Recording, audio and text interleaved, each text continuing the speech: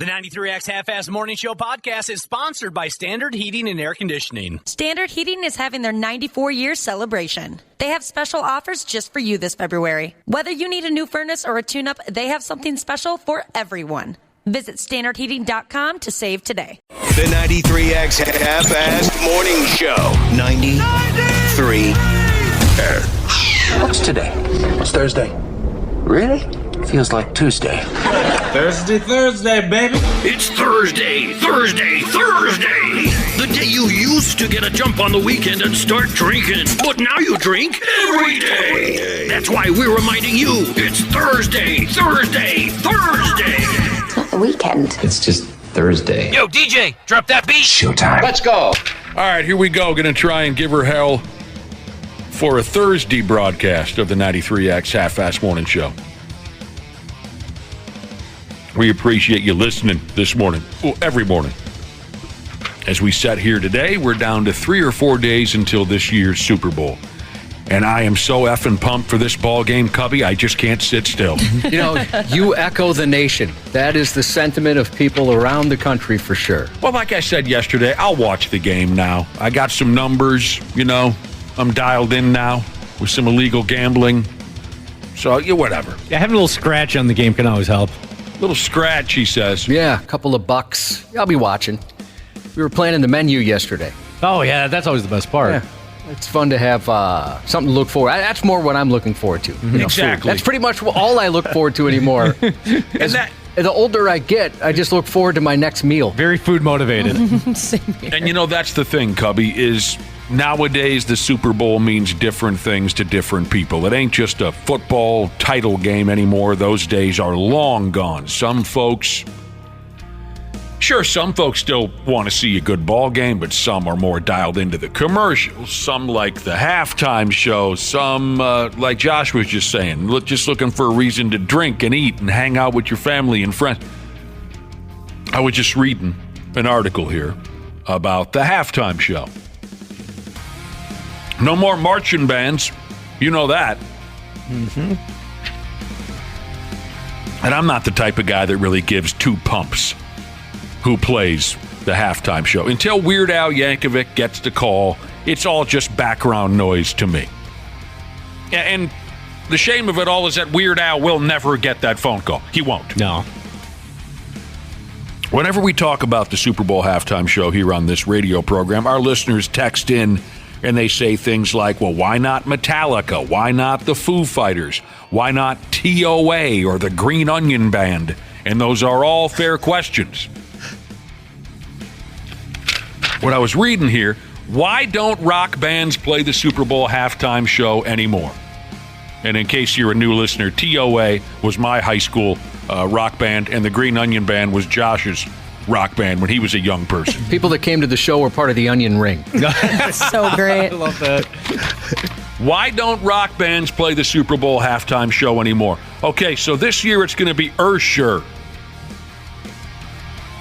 at the halftime show. He's the headliner. I hope he plays like his really old stuff. I'm sure it'll be a nice medley spanning his career. I'll be honest, I didn't know he had new stuff. I like his point, Josh. Yeah. Ashley, I hope he plays the whole catalog from start to finish. I don't care if it's old, new. I'm kidding. I don't know anything about the guy's songs.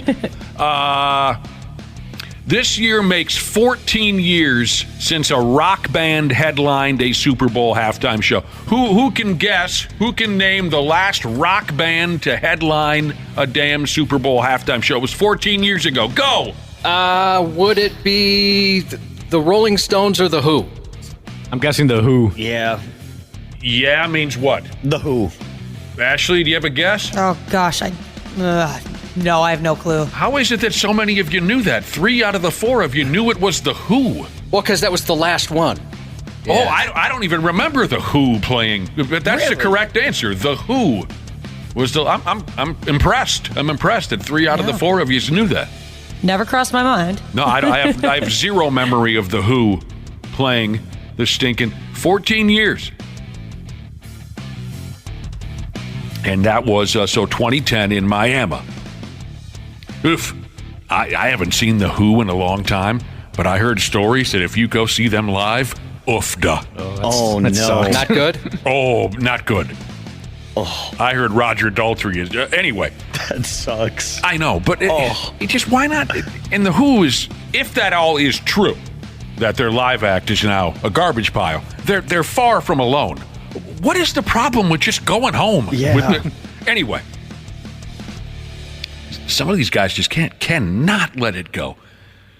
Rock music basically did rule the halftime show there for years. So going back to the beginning of the 2000s, Aerosmith in 2001,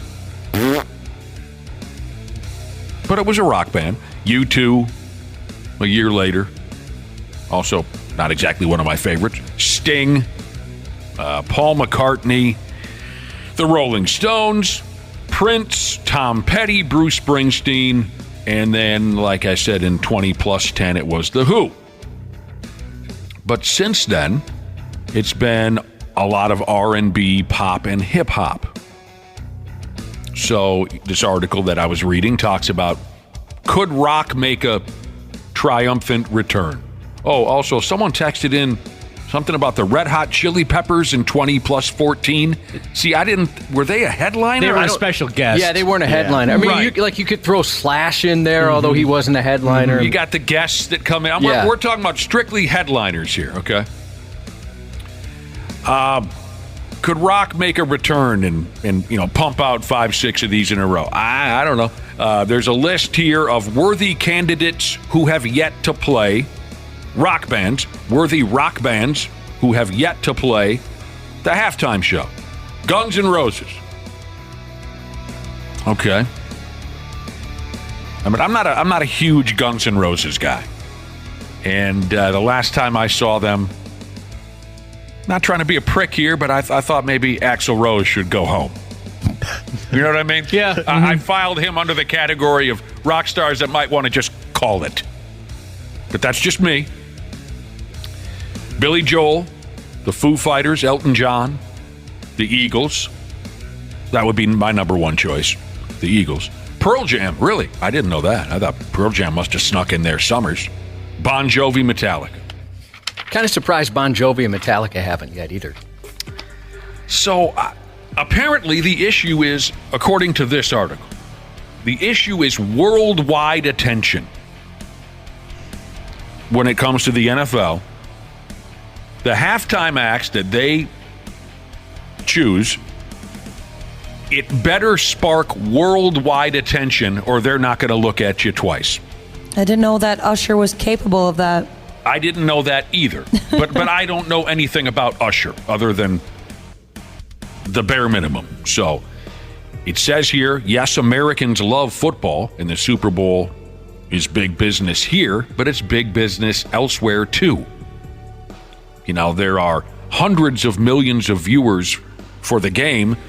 50 million of those come from outside the United States. So apparently, they don't think these rock bands are going to pump out that worldwide pop. You know what I mean? Mm-hmm. Where every swinging D from here to Timbuktu, they're not worried about just the United States anymore. They say here that's why they haven't gone after country acts either. They say Shania Twain was the last country performer, and that was over 20 years ago. They don't think that country music is a big enough pop internationally.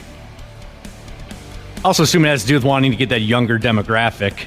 There's that as well. Like Bruce Springsteen's my favorite of all time, but I don't think too many 16-year-olds were glued to the TV in 2009 to watch him or buying his records after he performed. And there's certain 16-year-olds today, certainly there's even fewer of them that would give a rat's ass if Bruce Springsteen drags his carcass up onto the, right? Yep. I do remember his nut slide into the camera that year. That was great. Nut slide into the camera? Yeah, he did one of those, like, you score a goal in soccer and you slide on your knees. Yeah. He did that on the stage and he went right into a camera. He got his nuts on a camera? Yeah, he was a little too fired up, and he put a little bit too much speed into it, and he almost went flying off the stage, his nuts right in the camera. Oh, that's great. It was awesome. So, we've heard all different kinds of explanations over the years, because obviously this is not a news story that rock has been ignored for the Super Bowl halftime show.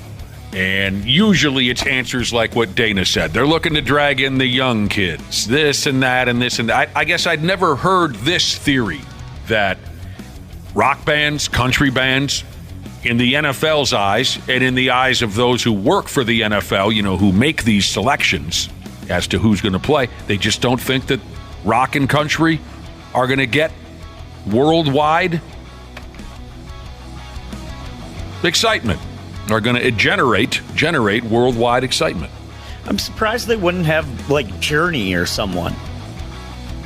What were we just talking about? Yeah, but everyone knows Don't Stop Believin', but I guess they really don't know many after that, separate ways they might not know. No, that's why I think somebody Metallica, they're pretty much universally loved. It surprises me they haven't played. Maybe they're too loud. Yeah, talking about global audience, they're the only band that's ever played on all 7 continents. Right. That's the thing that surprises me. Foo Fighters too. They seem like one of those bands. They tour all over the world. I'm also surprised that they don't consider at least a couple of these rock bands to have the same punch globally as Usher. Usher? I don't know. Yeah. So, but what do I know? I'm a 52-year-old man. I don't know anything about popular music anymore at all. I wouldn't consider him. I don't know anything popular I don't know anything about the internet or how many people he reaches with Twitter and I have no idea. Well, I kind of thought the same thing when they announced Usher. I was kind of like, I kind of liked him back in high school, but apparently he's had a sold-out Vegas residency for years now. The ticket prices are $1,000 just to get in the door. What in the world? Oh, geez, Jesus said, yes, I remember when Usher sold out the Tokyo Dome. So, there's a quote in here from James Hetfield, lead singer of Metallica. And that comes up every year. And you guys just got done saying, Metallica goes everywhere. They've sold hundreds of...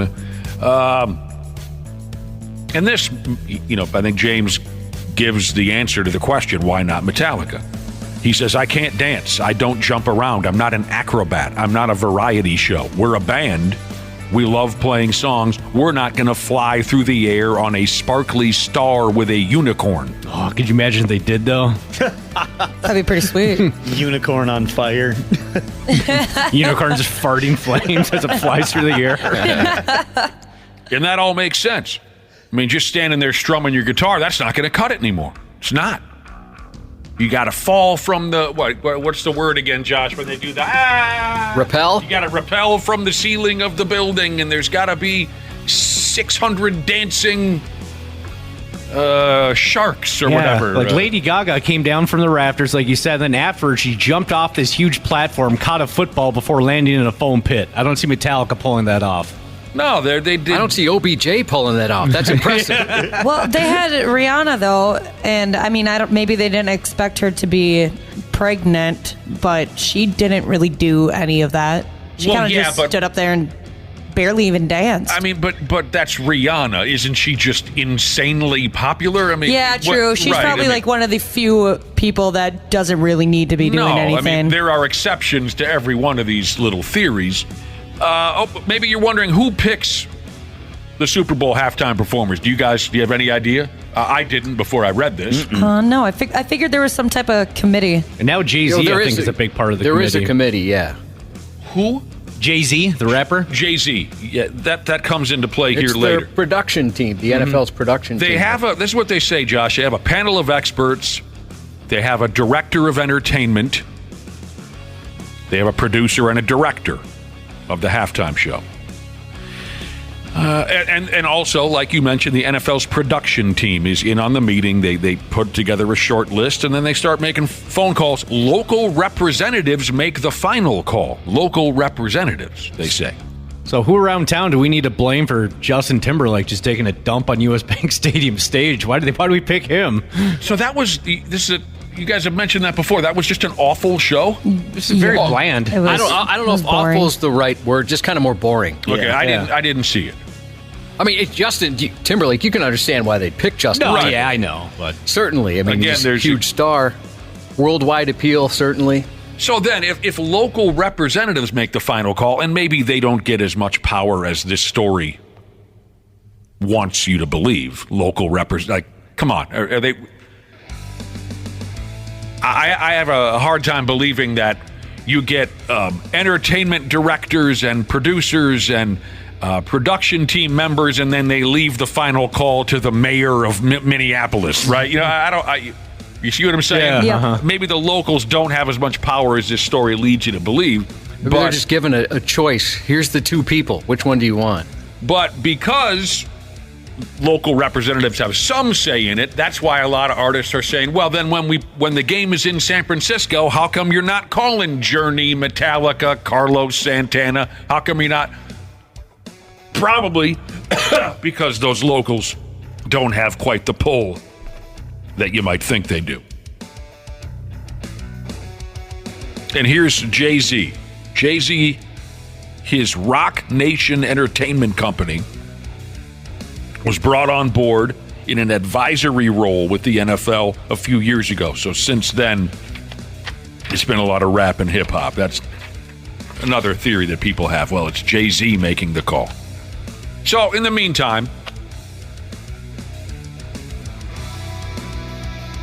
rock bands, just, you know, however many of them are interested, they're just sitting and waiting for the call. That probably will never come. And a lot of them are aging out, you know, like we were just sort of discussing. They're aging out. I mean, you know, it's weird. They play Guns N' Roses every single football game. Yeah, they do. You know, it's strange that they haven't gotten the call, too. That was the point Dee Snider made, right? Legendary lead singer of Twisted Sister. That was the point he made a few years ago. He said, you know, when we go to these ball games, all you do is crank AC/DC, Metallica, Guns N' Roses, Motley Crue, things like that, but you don't bring them, you know, to the Super Bowl. So there you go. That's at least this story's take on what the hell's going on. And there was some information in here that I was completely unaware of. Something else that's mentioned in here is that the NFL is kind of stingy with pay. Well, yeah, they don't pay, right? I thought it was. Yeah, that's what I thought. They play for free. And I know some artists have said, well, we're not doing that then. And they also not only play for free, but they also have to pay their own production and all that, the stage. They play for free? Mm-hmm. They don't get a dime from the NFL. Right here it says they're stingy. Well, I guess that leads me to believe that you get a little bit, but not a lot. No. I guess I don't know. They don't pay at all. I've heard they don't pay. Yeah. It's all about just getting the free promotion. Because a lot of bands... Who turned it down? Was it Taylor Swift, actually? Yeah, it was Swift. Yep. Where she said, well, I don't need the publicity. Yeah. She basically said she'd be losing money on everything. Well, yeah, because she has to pay her own people. Mm-hmm. All right. Usher and a cast of others. That's who will be doing their thing on Sunday. It looks like Forbes said that artists are paid $1,000 a day on minimum wage union scale. I don't know what the hell that means. One more time? So they just get like $1,000 basically. The band, these days, if you perform at the Super Bowl, you are handed $1,000 for every member of the band? Yep. Okay. That is, I mean, it looks like they're part of a union, so they have to get something. All right. I had a chance to be a volunteer that runs out on the stage in 2009 at the Super Bowl, but I couldn't make it work logistically. You volunteered to do what? So they have you had something better to do? Well, here's what happened. So they have the people that are in front of the stage. Oh no! And they're the ones that run out and set up the stage, and then they go crazy. And I applied to do it when Bruce was playing in Tampa, but the thing is, you got to pay your own way to get there. You got to be there for 2 weeks. You got to pay for your own lodging. It's strictly and I was in college. I couldn't afford the time off or afford 2 weeks in Tampa Bay during the Super Bowl. So I didn't get to do it. That is my least favorite part of the limited experience that I've had watching the Super Bowl shows lately. Like I said, I don't watch closely. It's background noise. I don't care. But that's the most annoying part whenever I turn on if ever I look at the Super Bowl halftime show, is the fake young people acting like this is the greatest thing they've ever seen in their entire... That is so stupid and phony. That's the recipe for award shows and stuff like that, too. Yes. That is so dumb. Stop it. We're not idiots. We know that, I mean, especially especially back when Jurassic rock bands like The Who were up there and the Rolling Stones, and there's like a 17-year-old hip-looking teenager going, "Wow!" I know you don't have any idea who these old farts are. It's so phony. They just need able-bodied volunteers that are willing to put a stage up.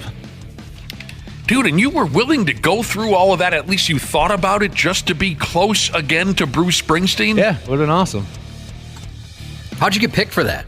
It was just you applied, and then it was basically, are you able-bodied, or what's your height? Like, can you lift 50 pounds? That type of thing. And that's what. It was more that than it was the money. Yeah, I had the money. I couldn't lift the 50 pounds. It's a lot. Oh man! All right, so there you go. Well, I can tell you this: my wife's excited to see Usher. Oh, she's looking forward to the halftime show. I bet. All right. I bet he finds some cool stuff, though. There'll be some surprise guests that come out. Oh, don't you love the surprise guests? Usually I have no idea who they are. Yeah. I'll probably skip it, actually. Halftime show? Yeah, I used to listen to Usher when I was in, middle school at the bus stop, actually. I specifically remember him being on my iPod Shuffle, but I haven't listened to him since I was probably 14, 13. Although maybe I will. It's kind of an aphrodisiac for my wife. Right. Oh. She's into him. And kind of rub her shoulders during the halftime show while she's watching. Yeah, a lot of those, it starts with a back rub. Mm-hmm. And then at our age, it ends with a nap. It goes straight to a nap after the back rub. Oh, my hands are too tired to do anything else. Well, while we're doing all this jaw-jacking about live music, Cubby, should we dive into a giveaway? Yeah, we need to reward the early morning brother and sisterhood. The early morning crowd. Man, somebody texted in and said, we got to quit screwing around with this Super Bowl halftime show and get Manny Pacquiao to get up there and sing Sometimes When We Touch, the honesty's too much, and I have to close my eyes and cry. Talk about an aphrodisiac. Still touches me deeply whenever we hear Manny Pacquiao sing that love song. Music has been taken out of this portion of the Half-Assed Morning Show podcast for licensing reasons. Even if he didn't like the song, you can't say anything about it because he'll break your jaw in 3 places. How did he do that? I don't know. Wasn't that on Letterman or something like that? I don't remember. God. They handed him the mic. I know when it happened. This is a long time ago. I didn't know the guy could sing. And he dumps that old... Who was that sang something? Was it Dan Hill? I know we do this every time. What was the name of that guy that sang Sometimes When We... Who was it? Dan Hill. Dan Hill.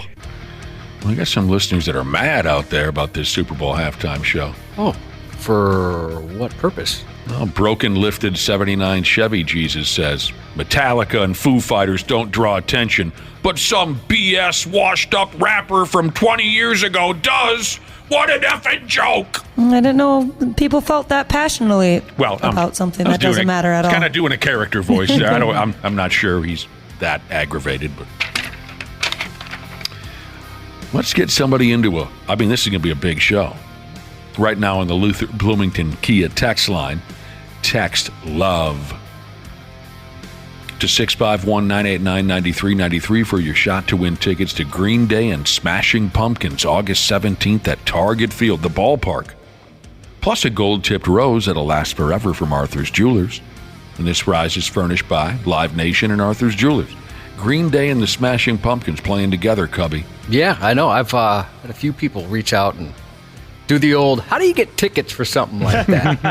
I have no idea. Let me know when you figure it out. How would a person come to get some tickets to something like that? Always the best. It's always somebody that, if you look through the last time they texted you, was something very similar to that, having a question about hinting at getting free rock tickets. Mm-hmm. And how much do those cost? Do they take credit cards? I'll tell you what, that's going to be a big deal, and good luck on landing those tickets. We'll take a break and come back in a few minutes on the Half-Assed Morning Show. half-assed morning show. They're loud, they lose control, they do their little circus act, they're a nuisance. 93X. Our experienced and certified technicians at Standard Heating have been trusted to keep our fellow Minnesotans comfortable and confident for over 90 years. We're ready to do the same for you, providing comfort you deserve since 1930. Standard Heating is having their 94-year celebration. They have special offers just for you this February. Whether you need a new furnace or a tune-up, they have something special for everyone. Visit standardheating.com to save today. What companies deserve your hard-earned dollar? Which would you want to work for? How can you know if they share your values? Just ask us. Just Capital is a nonprofit that tracks who really means business in supporting workers, customers, communities, the environment, and shareholders. We measure progress, track success, and help them be better. When you see the Just Capital seal, you know what's real, because just business is better business. Visit justcapital.com to learn who makes your dollar count. Stupid news on the half-assed morning show. All right. You bet. Stupid news. I got it right here in front of me. I don't know jack squat about being a cop. I mean, I know a few cops. Ooh, one of my favorite movies is RoboCop. Oh, man. I could watch it every day. That's a great movie. Disturbing. I also love Copland. Oh, Sly? That was a good one. Great movie. I know Josh's law enforcement alter ego, Officer McNasty. Mm-hmm. But that's about it. So I wonder what real cops would make of this here. A cop in stupid England got himself demoted for selling his police pants on the internet. You know, you got your regular day-to-day pants, right? And then if you're a cop, you have police uniform pants. This guy sold his police pants. And he caught hell for it from his department. Is that a terrible overreaction in your book, Josh? Absolutely. You know, if it had like police insignias and stuff like that on there, or a badge number. Yeah. Something that would get you into places that you shouldn't be. Yeah. Seems kind of weird. The friggin' English. God, this stuff is so frustrating. The Hertfordshire Police Department. What were they doing over there when they came up with town names and street names? I mean, were they drunk? It had to have been. The Hertfordshire Police Department is where this dude works. This cop, he goes by the name of Owen Hurley. He upped and sold his police trousers online for $5. And he had his rank reduced after being found guilty of gross misconduct. Only $5. Well, how much would you pay for used pants, out of curiosity? I don't know. I feel like I could at least get 20. Like, half off. You have $40 pants? Dang. Yeah. $40 pants. Yep. And they were on sale, too. I was going to say, where are you finding $40 pants at? Yeah, Kohl's. And then they throw Kohl's cash at you as you walk out. Nice. Well, I shop for my pants at the Goodwill at the thrift store. Mm-hmm. And even a used pair of pants over there is up to around $20. Times have changed. So here's this guy. Here's this cop, Owen Hurley. He admitted that he sold his pants on a website called Vinted, a secondhand clothing app. He admitted that he did it. He had to sit through a damn disciplinary hearing over this effing thing. Oh, man. They got a jury or whatever there sitting in front of him. He told them that the pants had been in his wardrobe for a long time. He wanted to make space in his closet. The trouble started when someone snitched on his ass. Someone spotted police pants on the internet. Mind your business. Like Josh was talking about, good-looking Josh over there, the trousers did not have a police logo or insignia or anything like that, but they were listed on the app as being police issue. So was that the problem? Probably, yeah. Lawyers for the cop, this officer Hurley, his lawyers said things like, not every mistake is unethical. and argued that he sold the pants in his own name. He never tried to hide what he was doing. He wasn't being sneaky about it because he just didn't think it was a big deal. He's highly thought of by his fellow officers. Give a pimp a break. And it wasn't about the money. Like we said, he was looking for $5 in trade for a stupid pair of pants. It seems like a slap on the wrist. Like, hey, you're not supposed to be doing that, guy. Yeah, and then he even had to go through a disciplinary hearing, and you could easily just say, hey, dude, don't sell your pants. Right. That's what seems reasonable to me, at least. Right. It also sounds like he would still get in trouble if he gave them away to Goodwill, just for free. I don't get that vibe. What gives you that vibe? That you shouldn't be selling police uniform or police property, or just giving it away. Yeah. Even. Well, what it sounds like to me is this Hurley guy works for a bunch of pricks. Yeah, definitely. Mm-hmm. One of the top cops, that ruled over this disciplinary hearing. Listen to this. They said they had to punish Officer Hurley because this type of behavior is a, quote, slippery slope. Oh, God, I hate that phrase. Well, one day he's selling pants online, the next day he's shooting heroin and beating up old ladies or something. Selling his police-issued taser or something. His body armor. Here's my light bar. This guy got, as Josh would say, boned. Bosses really can be dicks sometimes. Anyone need a cop car? Selling one. If you want to, our text number is 651-989-9393. Feel free to text us and tell us about a time where your boss was a dick. 651-989-9393. Tell us about when your boss was a dick. Because that's what this comes down to. This guy works for a bunch of pricks. They just don't want to give anybody a break. I mean, you can buy like a cop uniform for Halloween or something, something similar. Mm-hmm. You know those SWAT guys, and they got those sweet tan pants? SWAT guys' tan pants. I'm not familiar. They got these sweet-looking, like, tactical pants, it looks like. And I wonder if they could hold up to the elements, like if you have to slide on the pavement if you don't rip a hole in your knees. Oh yeah, I bet they're made pretty to like withstand things like that. Those pants would be sweet. You guys bring up weird stuff. Yeah.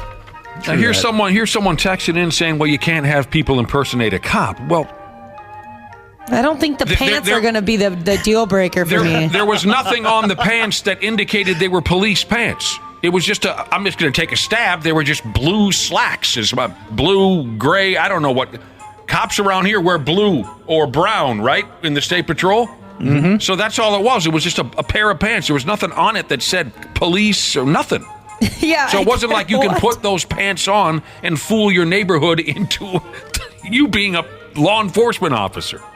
The only thing I'd be looking at if I was wondering if somebody was impersonating a cop would be like their chest area, their badge. Right. Like I'm not going to be like, there's a shirtless guy in police pants. Right. Must be a cop. This person said my old GM got pissed off at me for going to my grandma's funeral. Oh, gross. What the heck? All right. Somebody texted and said, I bet Dean wears tactical pants. Hell yeah, he does. Yeah. Dean, of course. 2 sizes too small. It was this time yesterday we created an all-new character named Dean. If you missed it, he's a life-sized, one of these high-dollar rubber sex dolls, and we created this sex doll to be named Dean. We made believe that Wapple's girlfriend prefers sex with Dean over Wapple, and it went on and on from there. I actually got a text message here, Josh, a little earlier that said, okay, well, part of the gimmick yesterday was that Dean is an iron worker, and he does a lot of cocaine.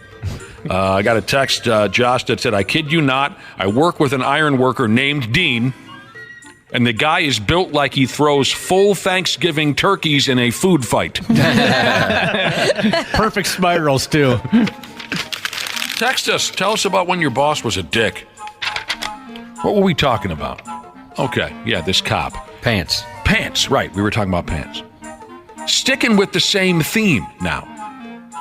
a junior high principal in Japan got effing fired for stealing 7 half cups of coffee. That's pretty cold-blooded right there. 59-year-old guy, he was caught dumping a little extra coffee in his cup at a convenience store, and he got arrested for it, and then he got fired. Here's the deal. I'll see if I can straighten this out for you. The principal, he stops by a convenience store during his lunch break. He orders a regular coffee for 75 cents. He grabs the regular-sized cup that they have available at the store, but when he's at the coffee machine, he went ahead and pressed the button for a large coffee, which costs $1.23, and that filled his regular-sized cup to the brim. He walked on out of there. But before he could drop his ass into the driver's seat of his car, the clerk at the store hollered at him and called the cops. While waiting for the cops, the clerk asked the principal guy about his behavior, and the principal admitted that he had pulled this trick a couple times before there at the store. Cops show up, they question him, they decide not to dump any charges on him, and he was free to go. But word got back to the effing junior high school, and the folks at the Board of Education crawled up his ass about this coffee thing. Once the Board of Education got a hold of him, the principal admitted to having pulled off this little coffee cup trick a total of 7 times, which comes to $3.34 worth of stolen coffee. Oh, no. He told them, hey, the first time I did it, it was an accident. But when I saw that a large coffee fit into my regular coffee cup, and the folks at the convenience store didn't notice, he decided to do it again, even though he knew it was wrong. He admitted, okay, 7 times I did this. I filled my friggin' mid-sized coffee cup up to the brim with a large amount of coffee, a large coffee amount. Well, the Board of Education called this a, quote, gross misconduct unbecoming of an educational public servant. And then they canned the guy. You're gone. $3.34 worth of coffee. You can't be pulling off that caper and still educating the youth of Japan. Folks in town had, mixed emotions about this. Some agreed that a person in the delicate position of running a school shouldn't be caught in an embarrassing scandal. Others felt that the punishment didn't fit the crime. This is ridiculous. Mm-hmm. Is this really good reason to gas a dude? They are pretty strict over there in Japan. They are strict in Japan? Mm-hmm. What do you know about Japan? It's just that, they take these types of things seriously over there. Give me one example. You've heard other stories? Yeah. I don't know. I can't think of any off the top of my head. I just know that they're notorious strict and don't put up with any sort of shenanigans when it comes to crime and theft. Especially with stealing. I could see not knowing that was stealing, actually. I mean, like if I fill up a cup somewhere, I'm getting that to the very tippy top. Yeah. Like I would just assume, well, if I had the bigger cup, that's when we run into an issue. And if I did have the bigger cup, I'd fill that to the tippy top without knowing that was an issue. That's a damn shame. Yeah. This guy's 59 years old. Doesn't say how long he's been working as a principal or a teacher. Doesn't say. I'm going to guess it's probably a while. 20 years or so. It's close to retirement age, right? You're done. Usually. I could, I could see how this would certainly be embarrassing, right? Especially, it'd almost be less embarrassing if he walked out with a Sony or something like that. But at the same time, the punishment doesn't seem to fit the crime. No, I mean, and I was on the ground floor for one of these deals, 30 years ago when I was working at a warehouse. My buddy who was working with me borrowed a 5-gallon bucket to use for his stupid fish aquarium that he had back at the house. He took a 5-gallon plastic bucket from the warehouse, put it in his motor vehicle. And he was going to take it home, use it to do something silly with his aquarium, and bring it back the next day. There were thousands of plastic buckets in this warehouse. That's what we did. We filled plastic buckets with this and that. The bucket, I'm just going to take a guess, was worth 25 cents, 30 cents. I don't know, but it's a plastic bucket. The boss shows up out of nowhere. The boss hadn't been there for months. The boss shows up out of nowhere, walks up to me because I was sort of the boss of the operation, the foreman of the night shift, and he said, "Whose car is out there with the bucket in there?" I said, "That's my buddy." He walks up to my buddy and says, "Is that one of our buckets in the back of the car, of your car?" And my buddy says, "Well, yeah, I'm just borrowing it for the night. I'm going to go to my aquarium." And the boss says, "You're fired." Man. And then I had to dive in there and say, "What? He's going to bring it back." I said, "Look around this look at all these buckets that are destroyed." Because, a lot of it had been run over by forklifts. There's just garbage everywhere. I said, "You're going to fire this guy over a 30-cent bucket. Then you got to fire everybody who broke all the, what sense does that make? Now I got no one to work with me? Thanks." That's how tight this prick was. So I guess I just contributed to the text parade of tell us about when your boss was a dick. To your point, Dana, we're getting a lot of text saying that in Japan there's a 99% conviction rate. Yeah, it doesn't sound like they mess around. All right. And Bang Bang Jesus said, "You know what? If filling cups all the way up is wrong, I don't want to be right." Is this the liquor talking, or did I hear that we've got those speed cameras coming back into the mix around here? They're talking about it, Oh, yeah. I thought they were... I never knew they went away. I thought they were always a thing. Oh, no, they've gone away. If I remember right, back in the day, not that long ago, they were set up at intersections and they'd catch you running red lights and whatnot and send you a ticket in the mail. Isn't that how it worked a few years ago? Yeah, and then it just became, it's tough to prove, is that for sure me driving my vehicle? Who's driving it, that kind of thing. And amongst a few other reasons where it became, they just decided that we can't do this anymore. But yeah, they're looking at bringing it back. All right. It could be on its way back. There's a guy in Italy who is not a fan of the speed cameras that they got set up over there. In the video I watched of this guy, it looks like their speed cameras are set atop a metal pole. And they run alongside the freeways, so that's how they get you. You go, boom, you go whizzing by. I guess the camera can pick up who you are, and next thing you know, you open up the mail, you got a speeding ticket. So this here Italian fella, they call him Flexman. He's a vigilante. How do you say that, Josh? Vigilante? Vigilante? I never would have gotten to that. Could have given me 5 or 6 guesses. I wouldn't have said vigilante. He's a vigilante who was waging war on the speed cameras in Italy. For the past 8 months, Flexman runs around town disabling speed cameras by cutting the metal poles down with an angle grinder. Says here they call the guy Flexman because over there in Italy, an angle grinder is known as a flex. I don't know if that's the same round here, but in Italy they call an angle grinder a flex, so he's Flexman. He uses this damn thing, and he cuts the damn poles down like he's cutting down a tree. He first made news over there in May of last year when he took down his first speed trap pole. Since then, he's folded at least 7 other poles with the cameras up top. And the local cops still have no idea who he is or how to stop him. I feel bad for his accomplice. Nobody gave him a nickname. He's got a buddy with him that helps on these things. He does. Does have a bro with him.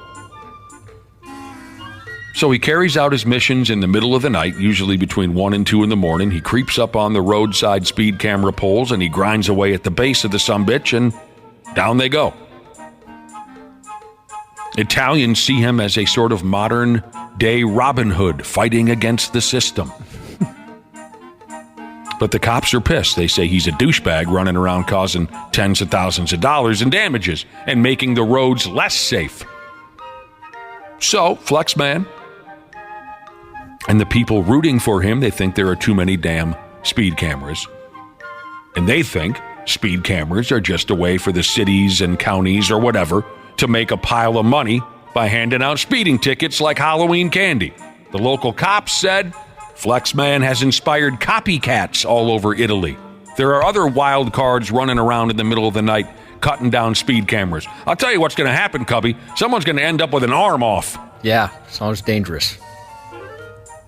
Chugged up plumber Jesus said speed cameras caught his mom speeding. She tried to argue it wasn't her, but in the photo you could see her smoking a cigarette, so immediately I knew it was my mom. That's great. Heater hanging out her yet? That's mom. That's mother. I don't know. If he's caught, Flex Man, he's going to be in big Italian trouble. What he's doing is kind of fun to watch. I watched the video. It was a good time watching the video, but he's going to be in big, big Italian trouble if he gets caught. You can't just go around doing that.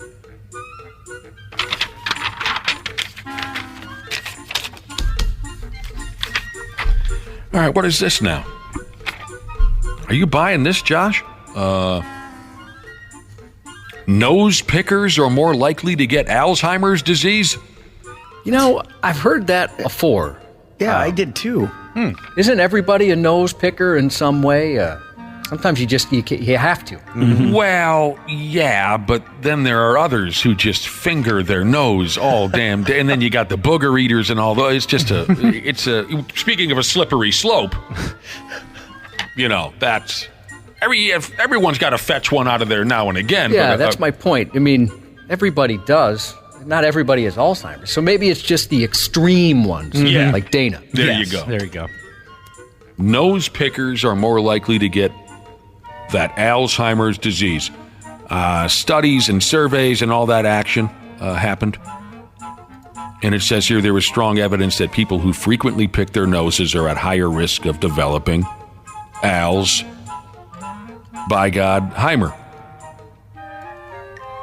This was put together by researchers at Western Sydney University, so Canadian researchers.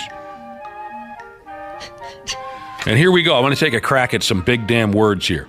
The Canadian said, neuroinflammation in Alzheimer's disease might be partially caused by viral, bacterial, and fungal pathogens entering the brain through the nose and the olfactory system. I remember learning about that back in junior high, the olfactory. Chronic nose picking. Boy, I got to take a crack at a real keeper here. Chronic nose picking, medically known as rhinotelexomania, introduces germs into the sensitive nasal cavity that cause inflammation in the brain, which has been linked to the onset of Alzheimer's. Well, F me. So researchers is how you say it, urged everyone to refrain from putting their fingers in their noses, but if you must, wash your hands thoroughly before you do. And after. Why after? Gross. Oh, in case you high-five someone later. Yeah. Oh, okay. I didn't even consider that. Why don't you like to savor it a little bit? Nose pickers, man. Yeah, there was a person that used to work here that decided to take whatever was in their nose and put it on the wall above the urinal for a while. That's disgusting. Yeah, I don't understand that. You should be allowed to be out in public if you do something like that. Just about every bar bathroom, every bar men's room has experienced a booger wiper. I've seen a lot of them hanging above the urinals in roadhouses from town to town. It's a terrible, terrible thing. All right, so I guess be careful. I've mentioned once or twice before on this here radio program that I like those little bug-eyed damn Chihuahuas. I do. They're cute. Yeah. They tremble. They can't keep their tongues in their yaps. I like their look. I do. We just found out that Maisie May, our youngest dog, is 66% Chihuahua. Oh. How did you guys did a DNA something? Yep, we did one of those DNA tests. That is some exciting stuff, Whopper. Yeah, she's Chihuahua, Dachshund, Chow Chow, and something else. What made you decide to do that out of curiosity? Danielle's, my girlfriend's niece and nephew gave us a Christmas gift, and that was it. Oh, cool. Because it was one of those gifts where we were always talking about doing it, but you just never buy it. I named a star after you. Oh, you did? Yeah, I got a certificate. Beautiful. What's it called? It's called Wapple. Oh, nice. What's it? Nice. I named a star after you. That's interesting. What's it called? For a second there, I thought he said for you. Oh no, after you. I had a neighbor years ago who had a Chihuahua, You know what I found most interesting about it, other than the eyeballs bugging out of his head and the tongue hanging out and how it trembled like it was needing a hit of crack? The most interesting thing about it, it did not go outside to go potty. Have a potty pad inside or something? They had some kind of little dirt mound and a bucket for him to use. Oh, yeah, sure. I've seen those. He didn't even have to go outside to go potty. I mean, it makes sense. It's very dangerous. I mean, I imagine Chihuahuas look pretty delicious to owls and eagles. Oh, I didn't even think about that. Mm-hmm. And people. I got a story here about an older fella from somewheres called the Canary Islands, wherever that is. The old guy... Right there in the middle of the ocean. Is it out that way? Yeah. He damn near died after his Chihuahua licked his face. Dude spent 3 weeks in the hospital. He needed an oxygen mask to help him breathe. He had sepsis. That'll kill you dead. I had a girlfriend nearly died from that. I know a couple people who... She was in the hospital for about a week and a half. Yeah, I know a young feller that damn near upped and died from that sepsis. This just sounds awful. For starters, the guy had diarrhea for days. And a high fever. And it took him a week to go to the hospital, of course, typical dude. By the time he finally agreed to go see a doctor, he was short of breath and coughing up yellow mucus. And he damn near died. Blood tests showed that he had caught something called Pasteurella multocida, which is a bacteria commonly found in dogs' yappers. Oh, uh-oh. I let my dogs kiss my face like crazy. I know a lot of people don't like that. They think it's gross because, you know, like, usually 5 to 10 minutes before they kiss your face, they lick their butt. But Yeah. I love the puppy kisses. They're always licking Can't their stop. genitalias. Oh, yeah. My dogs are prolific butt lickers. Are they? Yep. Do you have any dogs that eat feces? My 2 of mine will not stop eating. It has to be frozen, though. Please stop. Awful. Please. Yes, we've all seen that before. I cannot handle it, so I do not want to go any further with this conversation. Oh. I didn't think it was that serious. Okay. Yes, It is. He has strong feelings about eating poop. He is firmly against it. You got to know this about it. So it's rare what happened to this dude, but doctors say that bites and scratches from dogs and cats can dump this garbage into your system. I knew that cats had something. Was it like cat scratch fever? Mm-hmm. There's something there. I can't recall exactly what it was. But this will make some of you nervous. Doctors say that sharing a bed with your dog, letting them lick you and kiss you are risky behaviors. You could end up sick. Babies and the elderly are at the highest risk for this, but anybody can catch it. So go ahead. Before you leave for work today, give your dog a big fat kiss on the lips. We've only got one of our dogs is kissy, and he sneaks it on you when you're not expecting it. My wife loves having the dogs in bed with us. It's miserable. They're too hot. They're too big. You know, they outweigh us. It's too much sometimes. That's, I don't mind for a little bit, but it gets to be too much. Yeah, I understand. Over my lifetime, most of my dogs have been allowed to jump into bed with me, but I wouldn't do it with the size of dogs that you have. That's insane. Where the hell are you going to... How much room do you get? Very little, I would imagine, John. They're bigger than an average toddler. They're huge. An average toddler? They're bigger than they're bigger than me. Yeah, I've got one that weighs the same as me, and then one that's 40 pounds more than me. They're like my gosh, they're 6'4" man. or whatever when you stand them up. It's crazy. They're so cute, though. I mean, one of my dad's buddies when we were growing up, he would just come uncorked if he ever saw us kids let a dog lick our face. He would just be because of germs and stuff? Yeah, well, because of what Ashley was just saying. What is he'd just holler, what the hell's the matter with you? He was just licking his ass. But we were little kids. Yay, we loved all that stuff, you know. Yeah. Doggy kisses. All right, we got to get the hell out of here in a minute. Asian Cop Jesus said he's over 40 now, so cuddling with his dog is the riskiest thing he's done in bed for over a decade. One more real quick. I don't get the snake people. Some of you like to keep snakes in a damn glass case in the house. I'm not into that scene, but I think they're pretty cool. Here's a picture of a snake. that you snake people might get a kick out of. Is this up on our website, the snake? Yep. God help us with the gas. Veterinarians in Maryland performed surgery on a rat snake to remove a gear shift knob that the damn thing went ahead and swallowed. I'll swallow your knob. I wish I would have thought that through. God dang it. Now, I don't think this was a pet snake. This was, I believe, a regular wild snake, and somebody saw it slithering around town looking funny, so they grabbed it up and turned it into the local veterinarian. The snake was brought in with an unknown foreign object in its stomach. One of the vets said this is common in rat snakes, golf balls, and he says fake eggs, I guess he means like maybe plastic Easter eggs, are often mistaken for fresh chicken eggs by the rat snake. In this case, the object had been trapped in the snake's stomach so long there was a hole worn through the snake's skin. The object was surgically removed from inside the snake's belly, and they saw that it was a gear shift knob from a motor vehicle. So the damn thing was slithering around somebody's car? I guess so. Yeah. I suppose he could have just found it in the woods. It's possible. I didn't think about that. The story says the snake has now made a full recovery and will be released in the spring.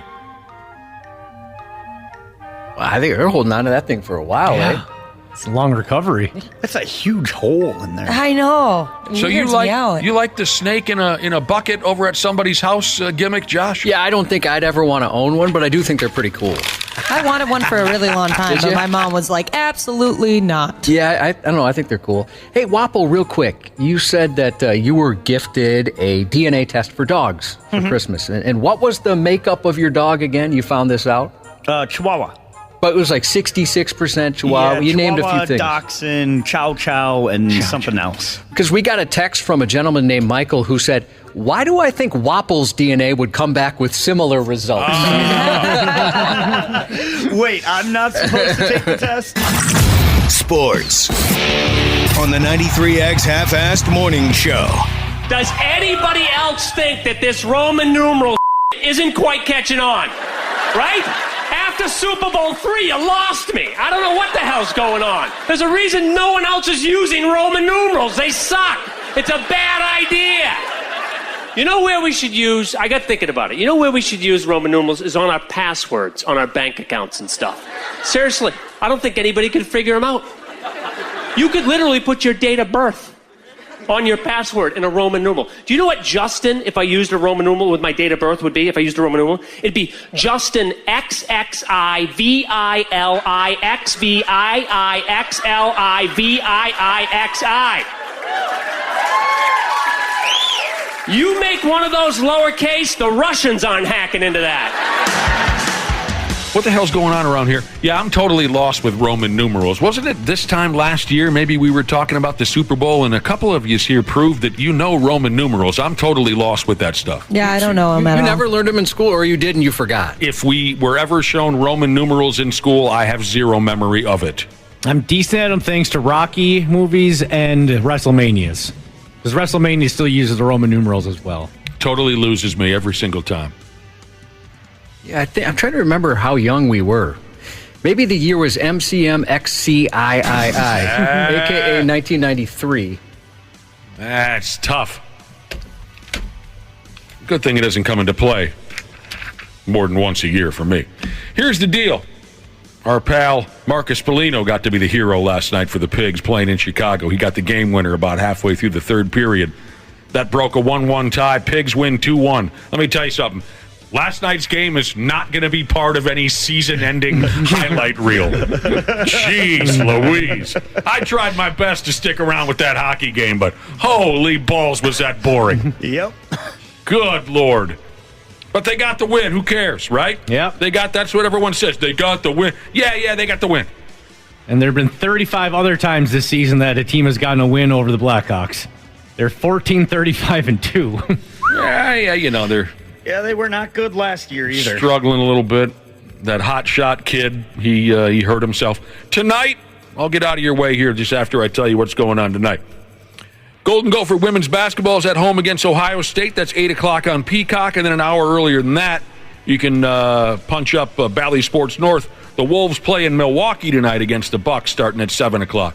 Wolves and Bucks. Let's see if they can find a new way to dump one down their leg. I'm sorry I've developed this bad attitude. Milwaukee's a great team. So, I mean, the way the Wolves are so inconsistent, I mean, maybe they go ahead and win tonight by 20. Who effing knows? Randy Shaver, isn't that his name, Josh? Yep. That's the guy. He'll be swinging by here in about a half hour. Come back for Josh's news report. Half-assed morning show. They're loud, they lose control, they do their little circus act. They're a nuisance. 93X. Our experienced and certified technicians at Standard Heating have been trusted to keep our fellow Minnesotans comfortable and confident for over 90 years. We're ready to do the same for you, providing comfort you deserve since 1930. Standard Heating is having their 94-year celebration. They have special offers just for you this February. Whether you need a new furnace or a tune-up, they have something special for everyone. Visit StandardHeating.com to save today. Hey, it's Rich Eisen here. Join me and my compadre, Chris Brockman, every Monday on the Overreaction Monday podcast as we dive into the latest headlines across the NFL playoffs. Are you ready, Chris Brockman? Just as handsome as ever, buddy. I appreciate you saying that, and I wish I could say the same to you. Come on. There is a ton to overreact to, as now every other team that didn't make the playoffs, they're already looking forward to next year. Yep. Come react or overreact with us leading up to the big game. Overreaction Monday, wherever you listen. Half-assed morning show. 93X. He definitely presented the knife in a manner to where he was going to do something one way or the other, whether it was to us, to my son, or to the vehicle. A Florida man was arrested after he allegedly slashed the tire of a family's vehicle in an alleged road rage incident in Winter Garden, police said. January 31st, shortly after 9 p.m., a couple and their son were traveling in a Jeep Wrangler when they encountered a Ford Mustang. According to the couple, the Mustang driver, later identified as Bertram Hayes, cut them off. Out of nowhere, he cuts in front of us, and I was like, what's this guy's problem? Hayes reportedly wouldn't allow the couple to pass. Every time they'd move lanes, he would follow in front of them, slamming on the brakes, almost causing a crash. Short time later, when both cars arrived at a red light, he got out of his vehicle and slashed the front passenger tire of the Jeep with a knife before getting into his car and leaving the scene. He jumped out of the Mustang, very irate, screaming, approached the passenger side where my son was sitting and had the knife in his hand. I shoved him down into the floorboard, and I was hovering over him thinking, if anything happens, at least it'll happen to me and not my son. He was arrested for aggravated assault and criminal mischief. The family said they have no idea what set him off. Now, doesn't take much. The anger displayed by some people these days, it's really confusing. Mm-hmm. It's confusing. Yeah, the level and just where it originated. Right. You know, where did this start? A Florida man was arrested Tuesday morning after he drove through a closed beach and into the ocean, with the clueless driver later trying to justify his antics by telling deputies it wasn't his fault, quote, the truck don't surf. According to the report, shortly before 9 a.m., deputies were called after a vehicle drove around a closed gate and accessed the beach without paying a toll fee. The sheriff's office said the driver, Jason Bruskowitz, told officers he wanted to drive on the beach. However, the deputy explained the beach was closed because the tide was too high. At one point, the driver seen attempting to do a donut before driving his pickup truck straight into the ocean. During his arrest, he can be heard telling deputies he just wanted to surf and it's not his fault the truck don't surf. It's not my fault the truck don't surf. A deputy pointed... It's going to be on T-shirts, isn't it? Probably. That slogan? Coffee mugs, things like that. Yeah, Right. The guy looked like he was having a blast. In his mugshot, too. Well, that's nice. A deputy pointed out that he shouldn't have been driving on the beach when the gates were closed, for which he had a bizarre comeback. I thought I was in England, he said with a grin. You thought you were in England? You're not in England, the deputy said. Then, apparently channeling Dorothy from The Wizard of Oz, he asked the officer, are we not in Kansas anymore? You shouldn't be driving on the beach when the gates are all closed. So you're in England? You're not in England. Are we not in Kansas anymore? Video ends with him being placed in handcuffs. This guy's just so quotable. Yeah, well, he's having fun. Mm-hmm. He's having fun. I could see that truck company making a commercial out of that, too. You know, driving through the ocean. Driving through the ocean? Yeah, water splashing everywhere. Well, it sank, and it doesn't surf. Oh.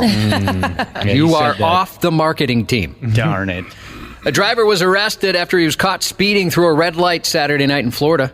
Police say the incident happened around 10:30 p.m. when a deputy spotted the driver, identified as 19-year-old Michael Gonzalez, who drove around an officer, sped through the intersection at about 100 miles per hour while the light was still red. In response, the deputy began a chase. The man continued to flee at over 100 until he lost control of his vehicle, causing him to spin out in the grass on the side of the road. The deputy pulled up to Gonzalez's vehicle, but he continued to flee, so the chase was called off. However, around 30 minutes later, other deputies found Gonzalez's vehicle, and he was pulled over. Get off the vehicle! Throw the keys out the window! Let me see your hands. Step out of the car. Turn around, face away from me. When asked why he fled, he stated he thought he could get away with it, and that he thought it would be fun. I bet that's a real drag when the chase is called off. What do you think, Josh? Oh, if you're the cop? Yeah. Heck yeah. Oh, I bet, yeah. It's a real bummer. I mean, you understand why, but yeah, it's got to be a bummer. Yeah. It happened again, this time in Colorado. An Aurora, Colorado trash collector had barely started his pickups on Friday when he heard a strange noise coming from the back of the garbage truck, some moaning. Mixed in with the loads of trash was a middle-aged man trapped inside the back of the truck. Firefighters were called to the scene just after 5 a.m. to rescue the man, who was taken to the hospital with non-life-threatening injuries. Aurora officials said they don't know how long he was inside the truck or how he got in. He could have been inside a dumpster that was emptied in the truck. Could have been accidentally pulled inside when the truck picked up a garbage can, or been inside the vehicle before it started collecting that morning, police said. Getting stuck in trash trucks is a surprisingly common phenomenon through the country lately. Just last week, we talked about a 60-year-old New Hampshire woman who fell into a dumpster and was loaded into a garbage truck where she was injured after it compacted her 4 times. January 9th, a Mississippi man collecting cardboard from a dumpster broke his leg and hip when he was dropped into a garbage truck. Oh. That same day, a Florida resident was launched into a garbage truck by the automatic lift, getting trapped inside unbeknownst to the driver. While these most recent victims escaped the trucks with their lives, not everyone's so lucky. In 2022, a 42-year-old Louisiana man was crushed by the compactor inside a garbage truck. He'd been sleeping in a dumpster that was emptied into the truck. It's no way to go. No, man, terrifying. Workers at an Oakland pizza shop in danger of shutting down after being robbed 4 times this year. Again, it's only February.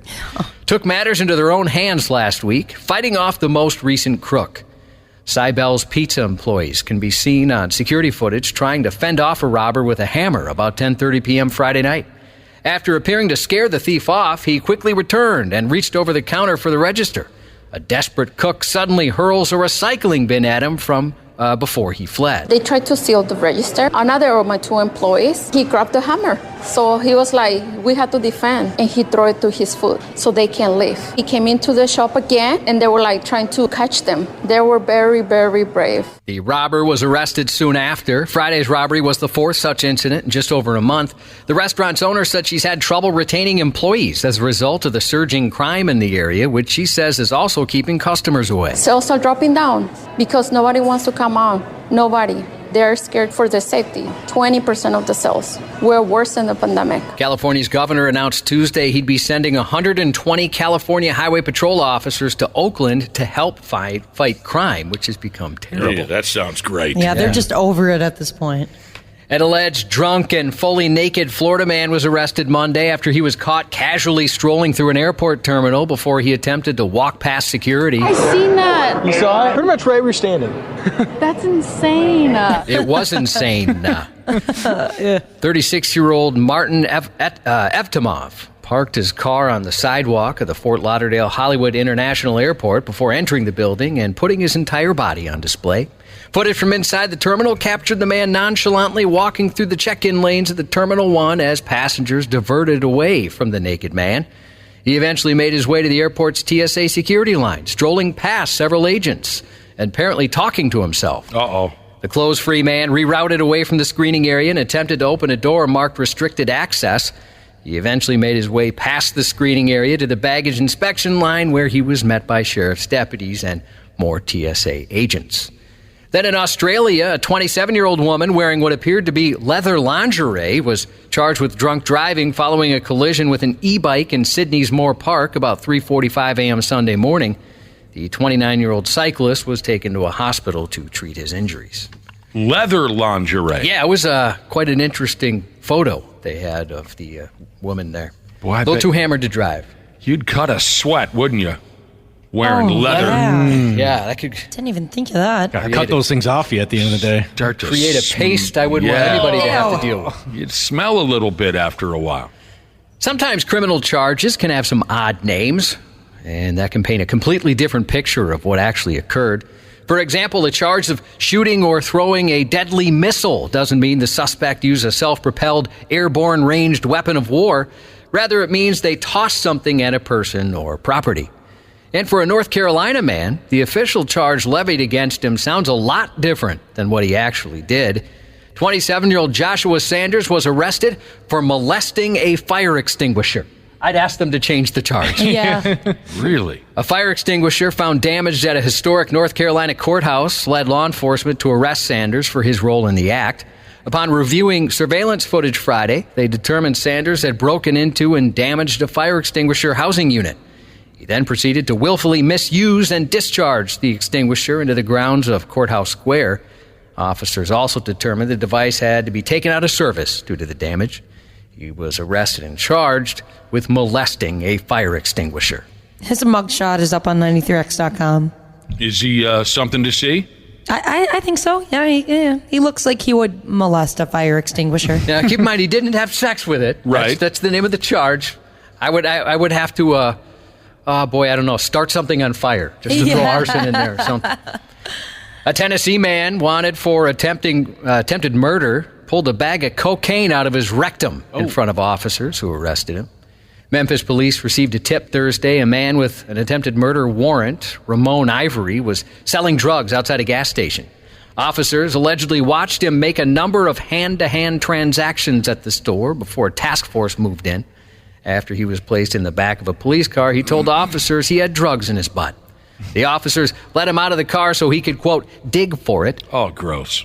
He plucked out the butt drugs, later identified as cocaine, and stomped it out on the ground, mumbling to police that it was 3.4 grams.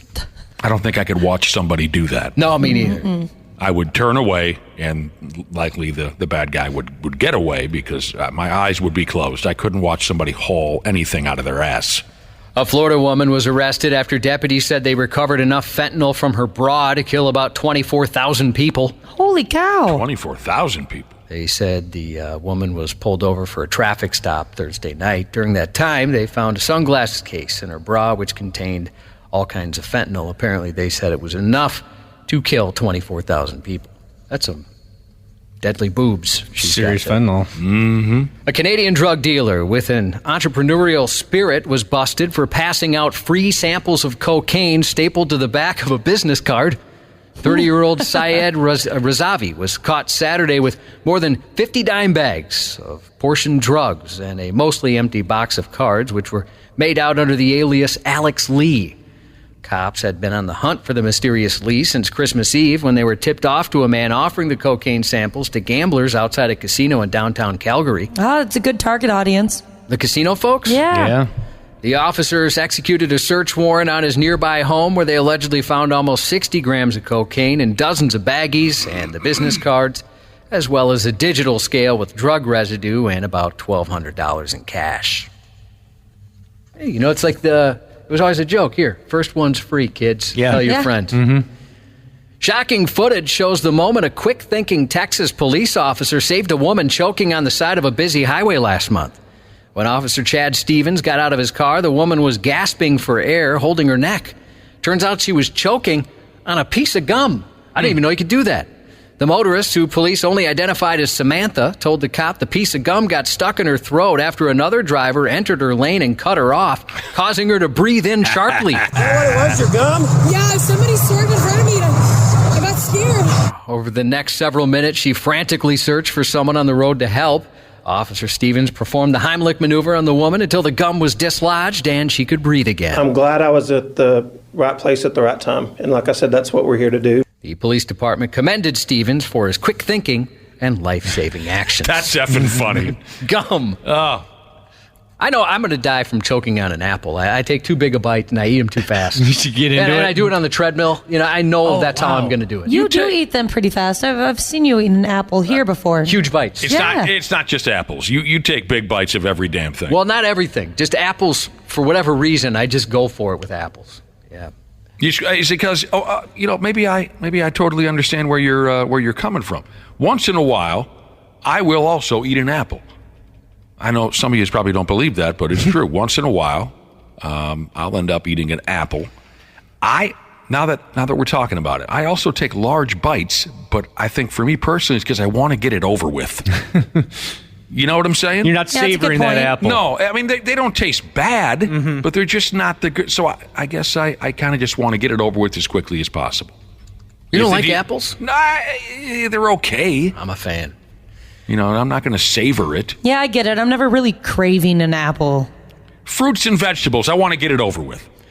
Not all heroes wear capes. As a matter of fact, some don't wear anything at all.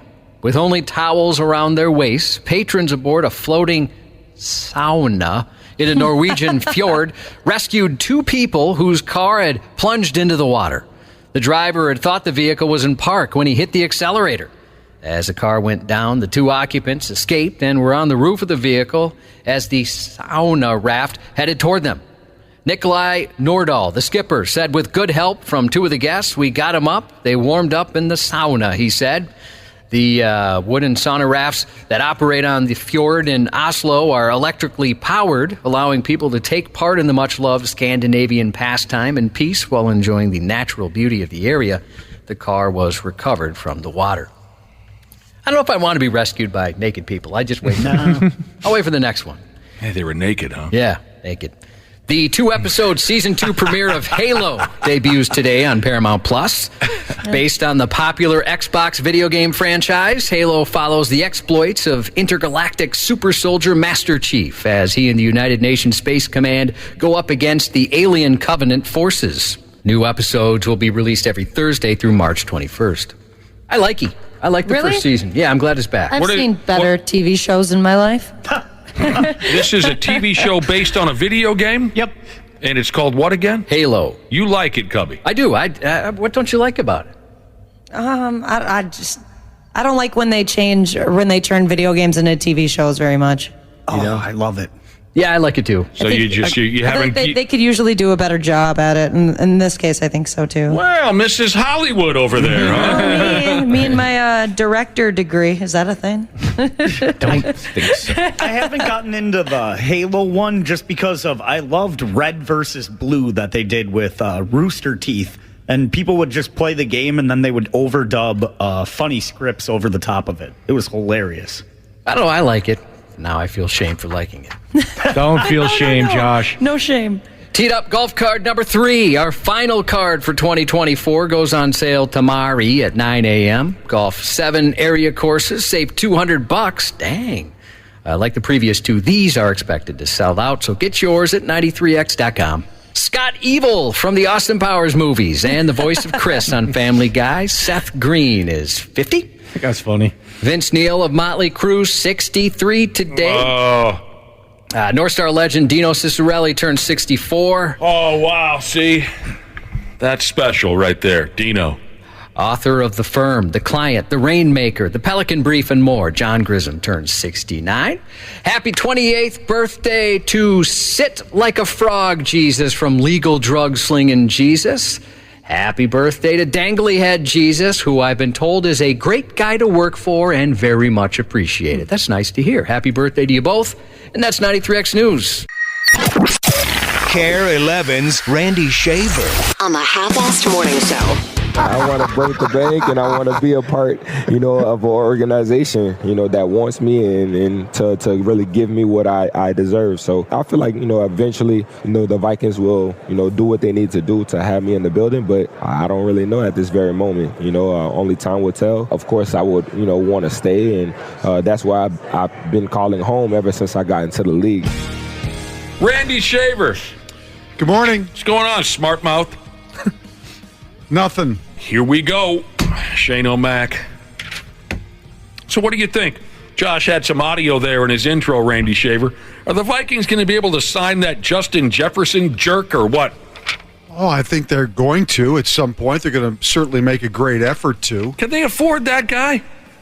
They can afford it. I think they're going to have to figure out what they're doing at quarterback. That's going to be the number one thing. God, again with the quarterback situation they got going. It's going to come down to how they look at that position. And I think for Jefferson, it's also how do they look at that position? Because that affects him directly too. So there's a lot of things that have to get figured out before Justin Jefferson likely gets the contract that he deserves, but he'll get it eventually. If not here, certainly somewhere else. Is it a situation where they need to sign him this offseason? What's the timeline here? I don't follow those types of things. Well, is he a free agent after next? What's his deal? I think he's a free agent after next. So I'm sure that there's urgency on their side to get something done. But if I'm him, and I think I'm not saying he's hesitant. I just think that he wants to know, what does this look like before I commit long term? What's the plan? Right. Who's the guy that's going to be throwing me that football? Right. Because, obviously that person will be directly responsible for what happens to him on the field too. So I just pulled up his contract. He's under contract for next year, making $19 million, and he's an unrestricted free agent going forward. Man, but a lot of guys don't like to go into that year without having some type of security. No, and you don't want that. I forget what they call it when they give him that year. They make him the franchise player. Yeah, that players don't want that. So. Like I said, they've got a lot to figure out, and the most important thing is between now and April is what do they do at the quarterback position? How do they? I think the NFL year starts in March, and so that's when free agency and all those things start to happen, and they just have to figure out what they do. They got to do a little arithmetic. Yeah, that's for sure. Yeah, there's some things that have to get figured out. Got a text from Bingo Card Jesus. He's ready for spring training. He says, let the Jefferson kid walk. I don't care. Have them give the extra money to the Twins so they can get some more decent pitching. That's how it works. So they can get some more decent pitching after Pablo Lopez. Yeah. Give that extra money to the Twins. Yeah, I don't think that they're sharing that money, but yes, I understand the concern. Ooh, now here's an interesting question from a listener. Hearing us talk about Justin Jefferson. Is he the Byron Buxton of football? What does that mean? Is he having injury problems, Justin Jefferson? Well, he missed some time last year, yeah. Huh. I would say no. Oh. He doesn't have that reputation yet, anyway. So I wouldn't compare the two at this point. And I hate even saying something like that out loud that paints Byron Buxton in a negative light. Right. I don't even like to say those things. I think we're all sad about Byron Buxton and the potential that we know was there, that has been there his entire career. Yes. That he hasn't been able to tap into just because of the injuries. And I get aggravated at my neighborhood bar and when I'm amongst Twins fans. The anger that some Twins fans have towards Byron Buxton because of his problems with injury. I don't understand that. Like he does it on purpose. Right. And it's the same folks who could not give Joe Mauer a friggin' break ever in his unbelievable career. They were just constantly mad at Joe Mauer. He makes too much money. He doesn't hit enough home runs. I mean, I understand you being critical. That's what we do as sports fans. This guy's not cutting it. That guy's great. That guy's terrible. She sucks. She's great. That's what we do. But the anger and the constant smart mouth comments about Byron Buxton's injury problems, it pisses me off because I love the guy. Yeah, totally get it. You know what I'm saying. What the hell else? I hadn't heard that before. The Buxton of football. Yeah, I don't agree with that. But he did have some injury. I don't remember that. I don't remember anything anymore. Well, that's a problem if you're not remembering things. Let's get Randy on the air. Hello, Randy. We were talking about earlier, Randy Shaver, right when we cracked the microphones, we were talking about, of course, we're just a few days away from the big ball game, the Super Bowl. Yep. And we got to talking about the halftime show. Not that any of us, are, going to fall down and touch ourselves because I forgot who it is now. Usher. Yeah. But maybe, see if you know this answer. I was impressed. 3 of my 4 coworkers knew the answer to this question. It's been 14 years since a rock band headlined the Super Bowl halftime show. There was this big article about how rock bands just don't get that spotlight anymore. It's all R&B and hip-hop. So 14 years ago was the last time a rock band headlined the Super Bowl halftime show. Can you name that rock band? Was it Kiss? Kiss has never played the halftime show. I don't remember that. It's probably a band you smoked a little reefer to back in Cedar Rapids, Iowa when you were, it was The Who. Oh, for Pete's sake. No, I did not smoke reefer during that. And it talked about how there was a stretch of time when rock bands kind of dominated the halftime show setup. You had your Aerosmiths and the why do you think that Paul is? McCartney. Why don't they want the rock article bands explained anymore? The article's take on it, at least Randy Shaver, was that rock bands, specifically kind of these older groups, just don't have the worldwide appeal that R&B and hip-hop bands do. That's basically what the article told us. Sure. There could be numerous other factors, but it was The Who, and I had no memory of that at all. Yeah, I guess I don't agree with that. I think that there's a lot of artists out there that don't have worldwide appeal. So there you go. Yep. But I was impressed. I mean, Josh knew it, Dana knew it, Wapple knew it. Ashley did not know that The Who was the last rock act. No clue. Should never be surprised by Josh. No. True.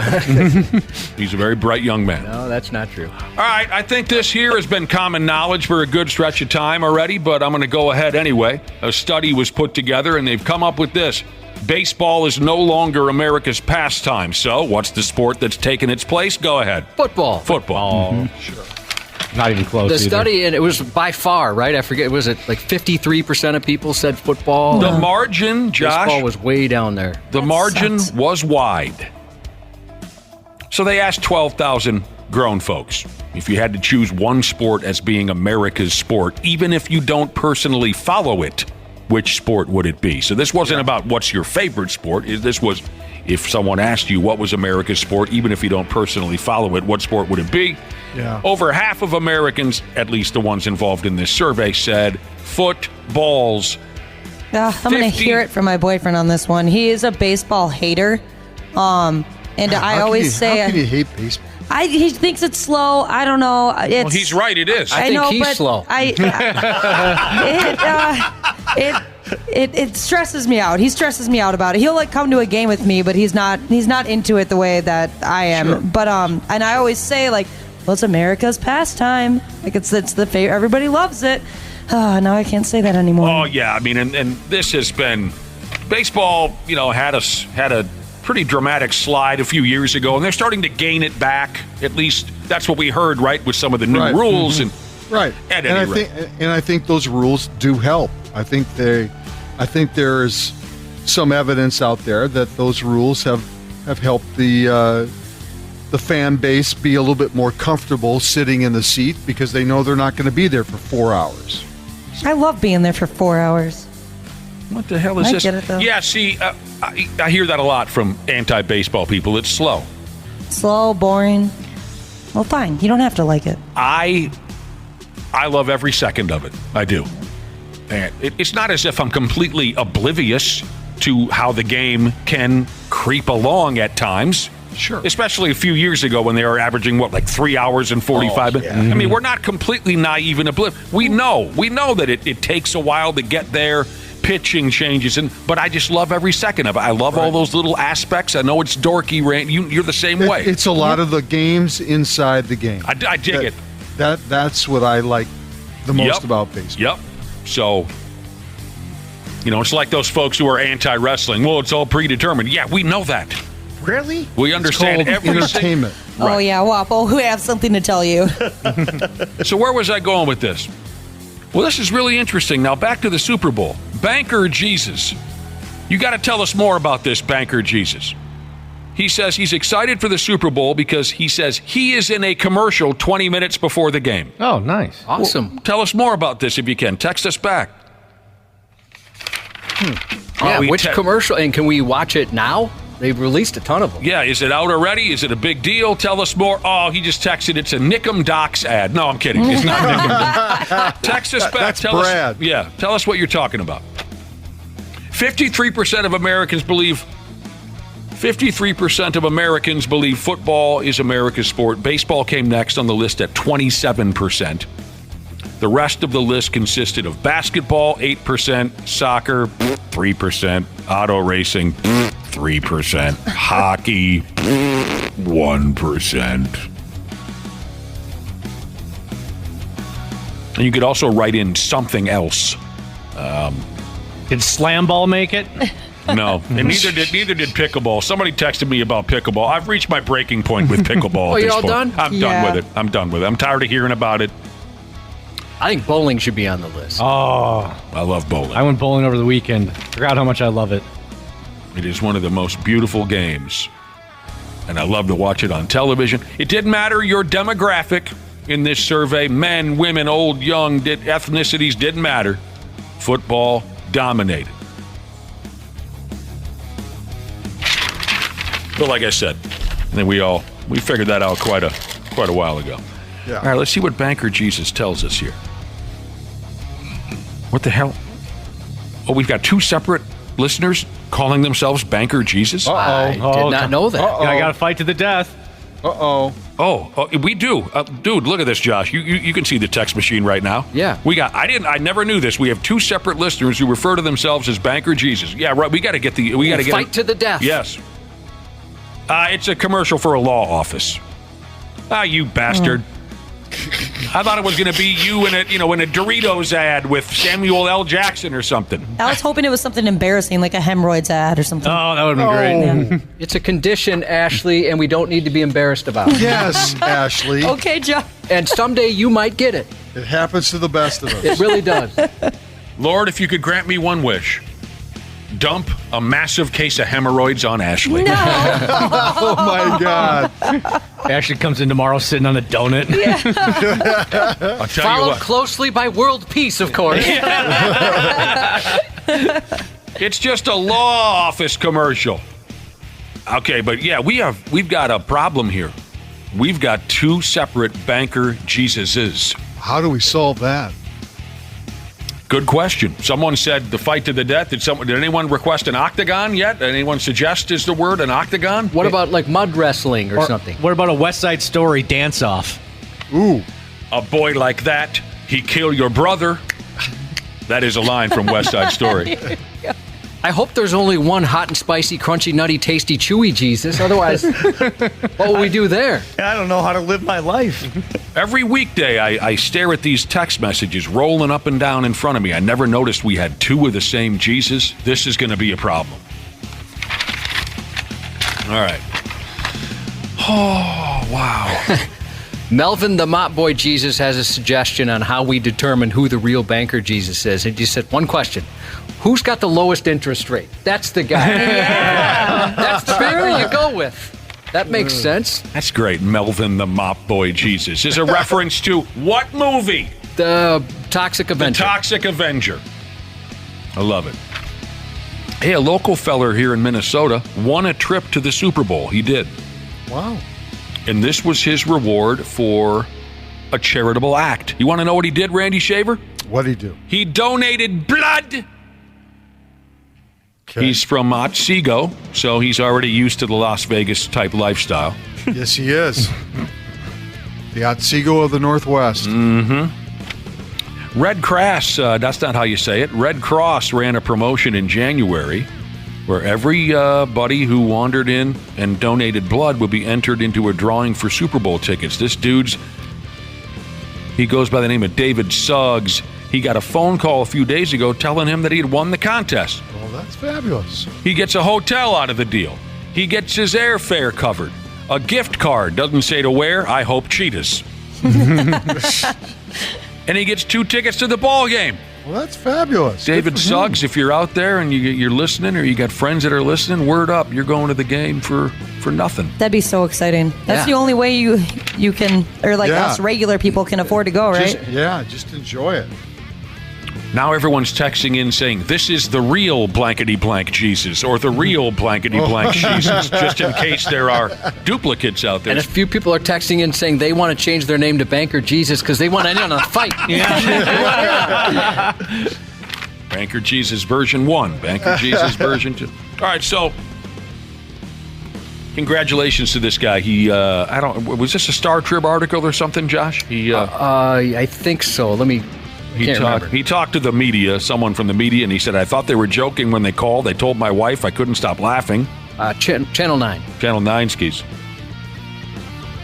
The NFL and the Red Cross team up every January during National Blood Donor Month to encourage people to donate. So this dude, he said he's donated 5.5 gallons of blood so far. Wow. Holy cow. Including a stop, he had to go to St. Michael for this. He went to St. Michael and donated some blood, and that was the donation that landed him the tickets. He plans to continue to help others by donating blood. He says, I'm not a firefighter, I'm not a first responder, but donating blood is something I can do to help others. What a nice guy. Yeah, that's great. That's cool. I love donating blood. You love to do it. You like the snacks? Well, because, I think getting your blood drawn and stuff like that is super cool. Like, I'm one of those people, like, that watches them put the needle in, watches them take the blood. Yeah. You're fascinated by the process. It's so cool to me. And then I think I've weirded out a few people, though, that have been taking my blood because I'll say something like, oh, nice and dark. Yeah, nice. It's oxygenated up, huh? Good blood. I'm sorry. And then you go, Yeah. something like that. You can look at it and determine whether it's oxygenated? I've had nurses before say like, oh, nice and dark, like that's good. Oh. So my wife is the universal donor, so she likes to get out there. Oh, yeah, that's important. Oh, yeah, same here. What does it mean to be a universal donor? Her blood type can be accepted by anybody. Oh. Yep. I didn't know that was a thing. Yes, sir. Yeah, otherwise you got to match up. I learned it from the TV show Lost. Did you know that, Randy Shaver? I did not know that. Really? It surprises me. He didn't know. Why does it surprise you that Randy didn't know it, but you didn't say anything about me? Well, Randy is a very knowledgeable gentleman. What the hell? It's O negative. Woo.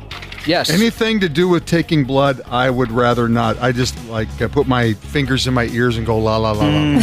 That's not. Oh yeah, Waffle, you hate blood, don't you? Oh, I hate it. I'm just like Randy. I can't watch some of the videos. Ugh. All right, I hate to do this, but I'm doing some digging. It looks like in our contacts we have 3 Banker Jesuses. Oh my God! Are you serious? Yeah. Yeah, we got 3 Banker Jesuses and then 1 Banker Jesus. By God, King, it's going to be a fatal 4-way. How did we not know this? Because the text roll by faster. It just says Banker Jesus on it. Yeah, I mean, they go by. We see the name. We don't always see the number, Randy Shaver. So I'm wondering if we've gave out information from Banker Jesus that other Banker Jesuses didn't agree with. And they're going, wait a second, I didn't say that. Who texted on my phone? This is a case of identity theft. That's right. How do we pick a favorite banker? Ooh. It's going to be very difficult. 3 of them, huh? All right. What else is going on? There's a bettor out there, sports bettor like Randy, who has incorrectly predicted the Super Bowl winner for 16 straight years, and he's made his pick for Sunday's game. So help me out with this. This is a guy who's on Reddit, and I'm assuming he's just simply become popular because he's so bad at picking a winner. Is that why people are probably? That's impressive, actually. Mm-hmm. So he's kind of become a gimmick on Reddit because he posts his pick and he's always wrong. At least he has been for 16 straight years. He's going with the Chiefs. He thinks he's got it this year. He's pretty cocky. I got a quote here from him. He said, don't overthink this. The better team will win. The Chiefs are an absolute machine in the playoffs. I've bet against them twice in the Super Bowl in the past. Oh, and speaking of the Who, he says, I've bet against the Chiefs twice in the Super Bowl in the past, and to quote the Who, I won't get fooled again. Ka-ka-kang, bonk-a-bonk.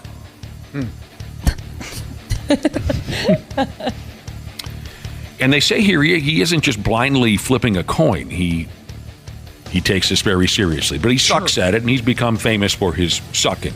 So once he started sucking at it, I'm wondering if he bet against himself. You would know better than me if that. Well, I mean, when you can't seem to get things right, sometimes you say that's the team I want, but then you'll bet the opposite just because the way the trend has been going. The trend is working against you every time. So. All right, I don't know. Every year he's like, it's got to end this year. Yep. Door hauling, kind of like the Twins in baseball playoffs. Door hauling Jesus has texted into the program, and he says, okay, let me get this straight. We've got 3 dude banker Jesuses. Pardon me. 2, what is it again? What's the damage? 3 banker Jesuses, 1 banker Jesus. Okay. Door hauling Jesus says it's real easy here how we pick a favorite or who gets the right to call themselves banker Jesus. 3 dudes, 1 girl. We settle this with a bikini contest. Genius. Or wet t-shirt. Up to them. And what is this? I mean, I don't care to get into this, but maybe some of you have more information on this. There's some kind of squabble happening over the 49ers practice facility in Vegas being a garbage pile. Anybody got? Apparently, they put grass over the turf because the game is actually played on grass. All right. And apparently the facility, the surface wasn't very good, and they were complaining about it. So these guys are so coddled. Yeah, Who cares? I'm sure they got their work in. I'm sure it turned out to be okay. But oh, we got problems now. We've got a Jesus banker. Oh no. Yeah, what is this quote here? I thought was cute. The Players Association president, a guy by the name of J.C. Treader, he said about the 49ers practice field that they're playing on over at the University of Nevada, Las Vegas. That's where they've been practicing. This J.C. Treader said the union doesn't think there's an injury risk with the field, but it does think it's of a lower quality than NFL players deserve. Yes. Well, la-dee free. Jesus, stop talking like that. All right, this is nothing new, but potheads like to whack off to this kind of thing, so I'm going to go ahead anyway. Another former athlete is admitting that they played while they were stoned to the bejesus belt. All right. Can you think of any athletes, Randy, where when you watched them play, they looked stoned? I can think of one. They just looked stoned. And, of course, that's more difficult for football players. Yeah, you wouldn't be able to tell. Right. It's Hockey goes by so fast you can't tell. It's a former basketball player. It's a former basketball player who looked higher than a giraffe's ass a couple times when I saw him in person at Target Center sitting in the rich guy seats there courtside. I'll give you a hint. Rumor has it he made a lot of babies all over the country. And his nickname was the Rain Man. Sean Kemp. Sean Kemp. Yeah. He jogged by me a few times at Timberwolves games back in the 90s where he looked like he hit a water bong as tall as I don't even know what comparison I could. He just looked high. Yeah. Someone looked that up. Maybe Sean Kemp has come forward and said he was high as hell. Well, this was a football player who's now admitted that they were stoned, at least during their final season in the NFL in 20+15, and that's former Lions wide receiver Calvin Johnson. Did you ever play any games high? Yes, I have. There were some games there in my career, man. I was like, I don't know how I'm going to make it today. I don't know how I'm going to make it today. Nah, it was like my last year when I was just like, I was barely hanging on. There he is. Yeah, a couple of years ago, Sean Kemp told TMZ that he absolutely smoked. Really? Yeah, it says he opened up a dispensary, actually. He was running up and down the court against the Timberwolves when he was playing for Cleveland, and he could barely keep his eyes open. Well, it says here, looks like they didn't start testing for marijuana until 1999 in the NBA. But so he's admitted that he was high while playing? Mm-hmm. When I used to smoke weed, it was like, I used to smoke before working out all the time, like almost every single time. I think it made my workouts better. It made me like not so bored. Well, we just talked about this a month ago or something like that. Yeah, there's like a new study. There was an article that said if you are the type of person that works out but you're bored out of your friggin' mind, they say smoke some Geef. Yeah, it never made me tired. No, the study said it just kind of made you relaxed and not even care how long you've been walking on the treadmill. Yeah, next thing you know, you've been at the gym for 2 hours. These are some good answers right here. This is a really good one. Michael Beasley. Oh, God. Yeah. God. No kidding. Be easy. He looked friggin' baked when I watched him play for the Wolves, and I got an up close look. Otis Nixon from the Atlanta Braves. Somebody said. Kinda. Yeah. Well, he played for the Twins too. Otis Nixon. Yep. Cup of coffee. Yeah. All right, Robert. What did I say his name was? Calvin Johnson.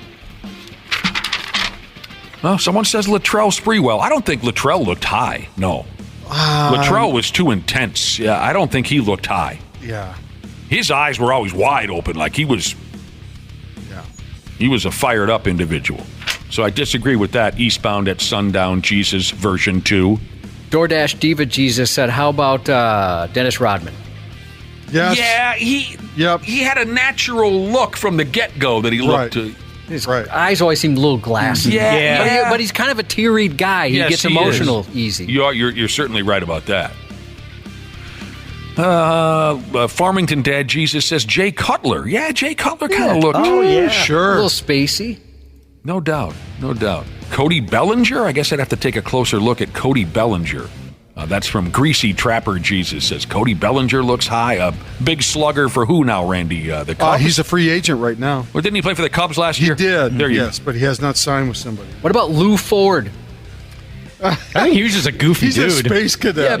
He kind of had right. He didn't. He seemed like he didn't know what park I he don't was think in. he needed that. Agreed. To be high. You know what? Now that you bring it up, when Lou Ford was at the plate, he had kind of a goofy grin on his face.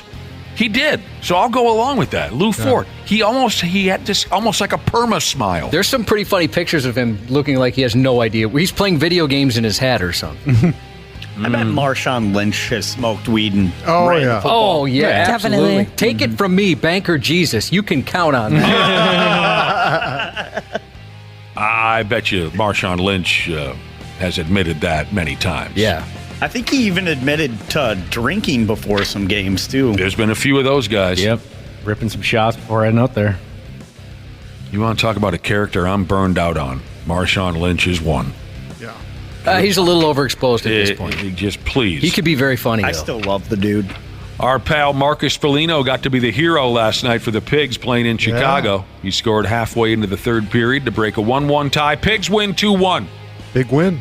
Mm-hmm. Nice win on the to begin the second half of the season, and they're definitely on the outside looking in right now. So every game is critical for them. So and Marcus's brother Nick playing for the Blackhawks, he got their lone goal of the night. So I hope the folks were watching. Fun. I said earlier, this was not the type of game that's going to end up included in the season-ending video highlight reel. My damn. Marcus also got in a little scrap, and it was a matchup of second-generation players. Marcus Foligno, son of former NHLer Mike Foligno, fought Jared Tenorti, son Mark Tenorti. of beloved former North Star Mark Tenorti. Yeah.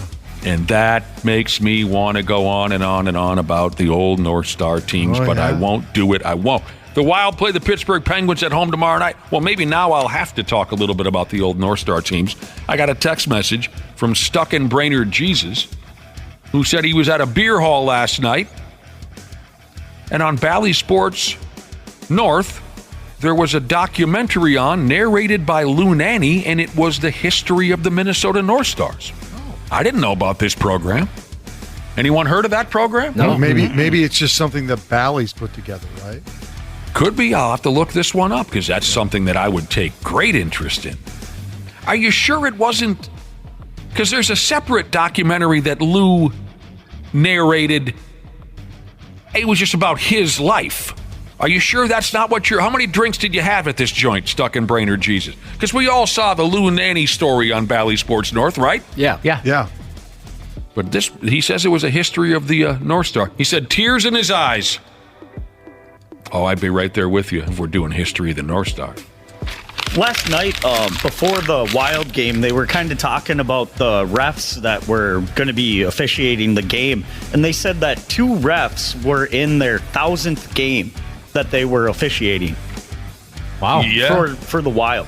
Yeah. Wow. Yeah. They said that they have been doing it since they were teenagers. Was their first game that they did. I was like, whoa. It's impressive. That's a long time. Social Anxiety Jesus said they've been airing that special Lou Nanny and the North Stars every day for the last few weeks. So then that must have been what you watched. How do you call yourself again, Stuck in Brainerd Jesus? It wasn't a history of the North Stars. It was the Lou Nanny documentary. But I don't know.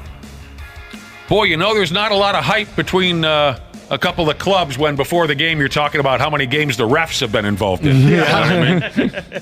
Not exactly a potential playoff matchup last night. Yeah, I guess the 2 dudes, they were both from Quebec, too, and they're around the same age. You seem fascinated by this, Wapple. I kind of was. They're both from Quebec, and they're around the same age. Yeah, and they're both doing their 1,000th game. This is going on the promo. Yeah. Was it Andy Van Helleman? No, I'm kidding. He's from years ago. I'll be damned, Randy Shaver, a Supercross rider. You ever see that stuff in person? Not in person. No. Oh, you got to see it in person. It's a lot of fun. It's crazy how much better it is than on TV. Mm-hmm. I was surprised. It is so cool. In person? Yes, it's way, way better. Except, Josh, you got to go along with me on this. It takes forever. You're going to be there a while, that's for sure. Yeah, plan a whole day. Oh, it takes forever. And then you've seen the first guy lap the last guy about 30 times. But I couldn't believe how high you see the jumps and they're impressive on TV, but when you see it in person, it's insane. It is. But I mean, the intros took an hour. Anyway, a Supercross rider had a problem while he was zipping around the track the other night in Detroit. The balls fell out of his pants. Oh. Ooh. Hanging brain, they call it. I hate that one. That's gross. Is that from a movie? I don't know. Paul Rudd said it. He's the first person I ever heard say it. Yeah. I'm not a fan of that one. It makes my stomach hurt a little bit. Well, I think that's the point. Here's the story. This Supercross rider, Cameron McAdoo, he was forced to race around the track with his D and balls just swinging and knocking into that seat. You know what I mean? Up and down. At the start of a race the other night, he took a handlebar to the front of his racing suit, right in the nuts for the most part, and it tore open his pants. But he went for it anyway. Like I said, with his gear bouncing up and down on the seat of that bike. He did say afterwards that it was painful. And he said, look, I had to go for it. I raced the entire race with everything hanging out.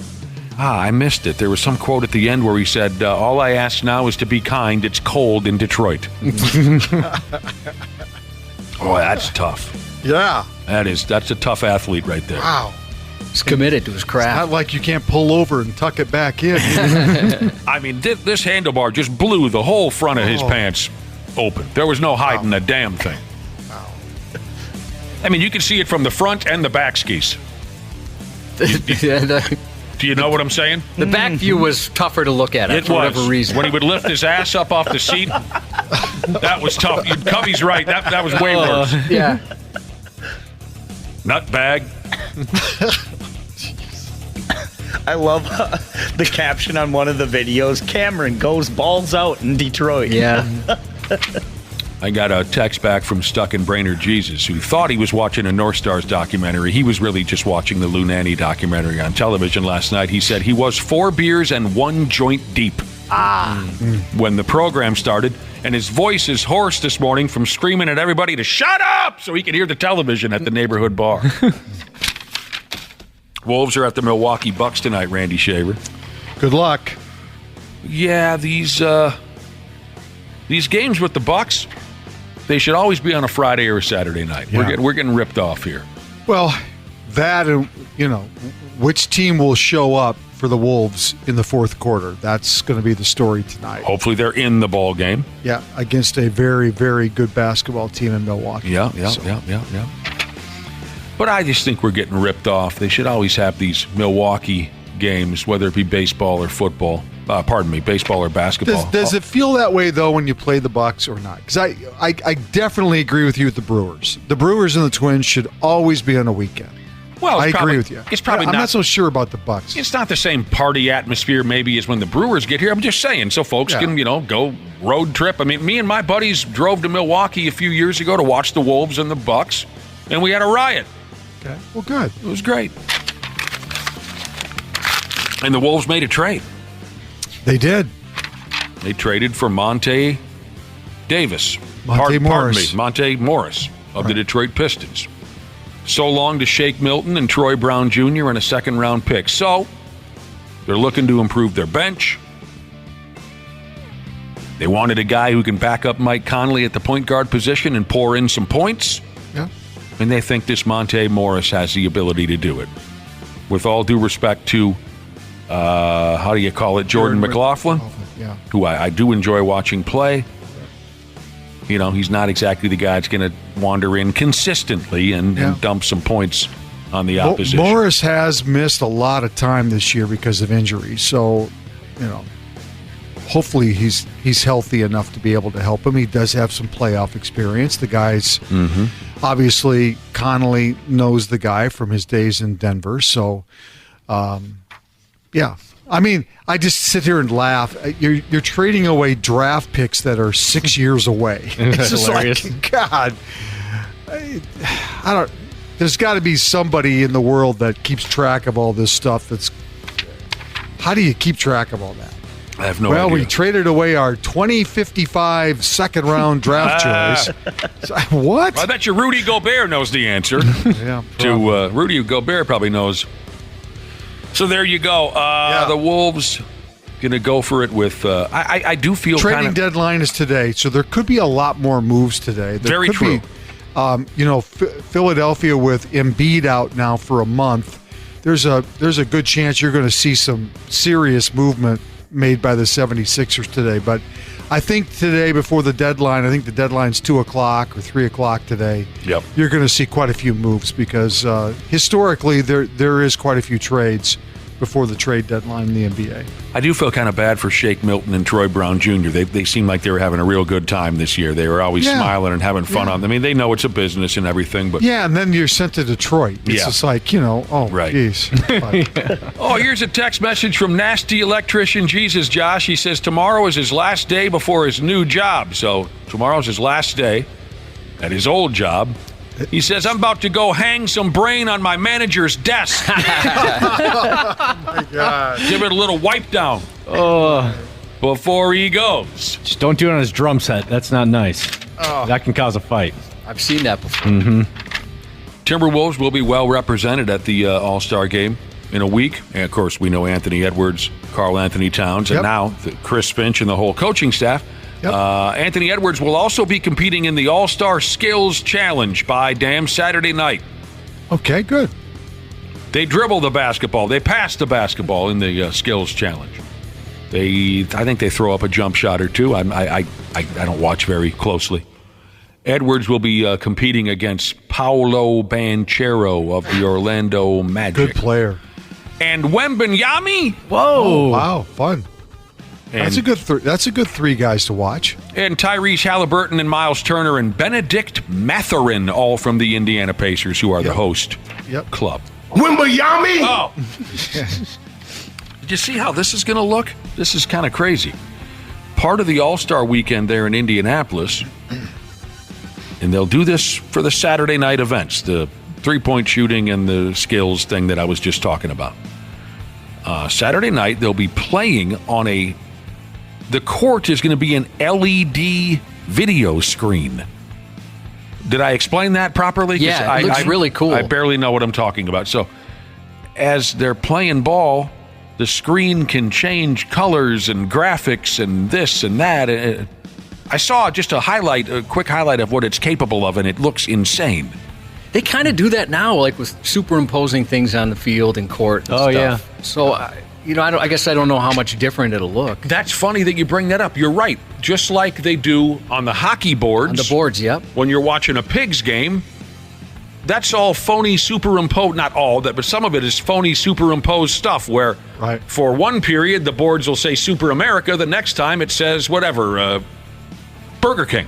I felt like a damn fool because I thought they got new boards, and I was telling my stepson, I'm like, holy cow, look at those fancy boards. They're changing up the advertising and stuff. He's like, no, that's just them at the TV station doing it. And you're right, they are doing it on basketball courts, and it brings up a funny story. The other night I was at my neighborhood bar watching the Timberwolves, and a guy sitting on the stool next to me, they're playing the game at Target Center, a guy on the stool next to me says, since when are the Wolves sponsored by Fruity Pebbles? And I looked on the court, and it said Fruity, but it was, 5 minutes later, it was, Dairy Queen. Yeah. Yeah, it does. It looks cool. And I wonder how long it'll be before, like, you can change it up at home, right? Like, that'd be cool. Look, the Timberwolves, they're playing on a floor of lava. Or it appears they're on a plank over a pit of snakes.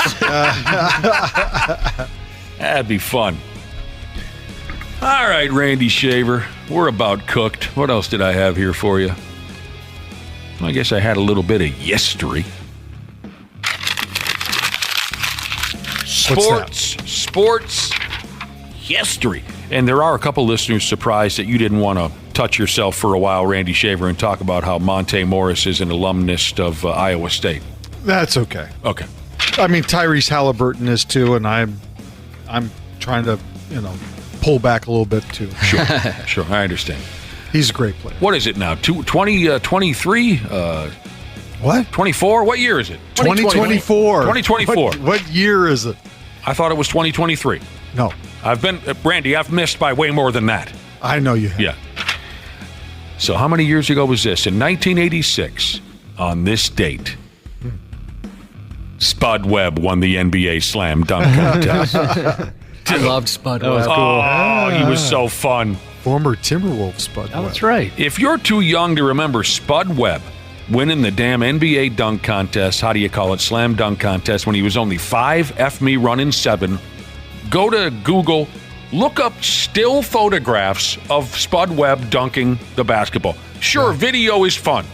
But when you look at the still photographs of how high that son of a bitch was up in the air, it's incredible. Yeah. I mean, when he went up to dunk the basketball, there was real risk of injury when he came down. Yeah. You know what I mean? Yeah. That was so much fun to watch. He beat Dominique Wilkins. Now, I can't say that made me happy because I love the human highlight reel, but it was really cool to watch Spud Webb do that, and it's hard to believe it was that many years ago. So I was only 1 year old when he did it, so I wasn't watching it live. But later on, I was familiar with who Spud Webb was, and my dad was telling me he won the dunk contest. I thought for sure he was just ribbing me. I'm like, "There's no way. There's no way."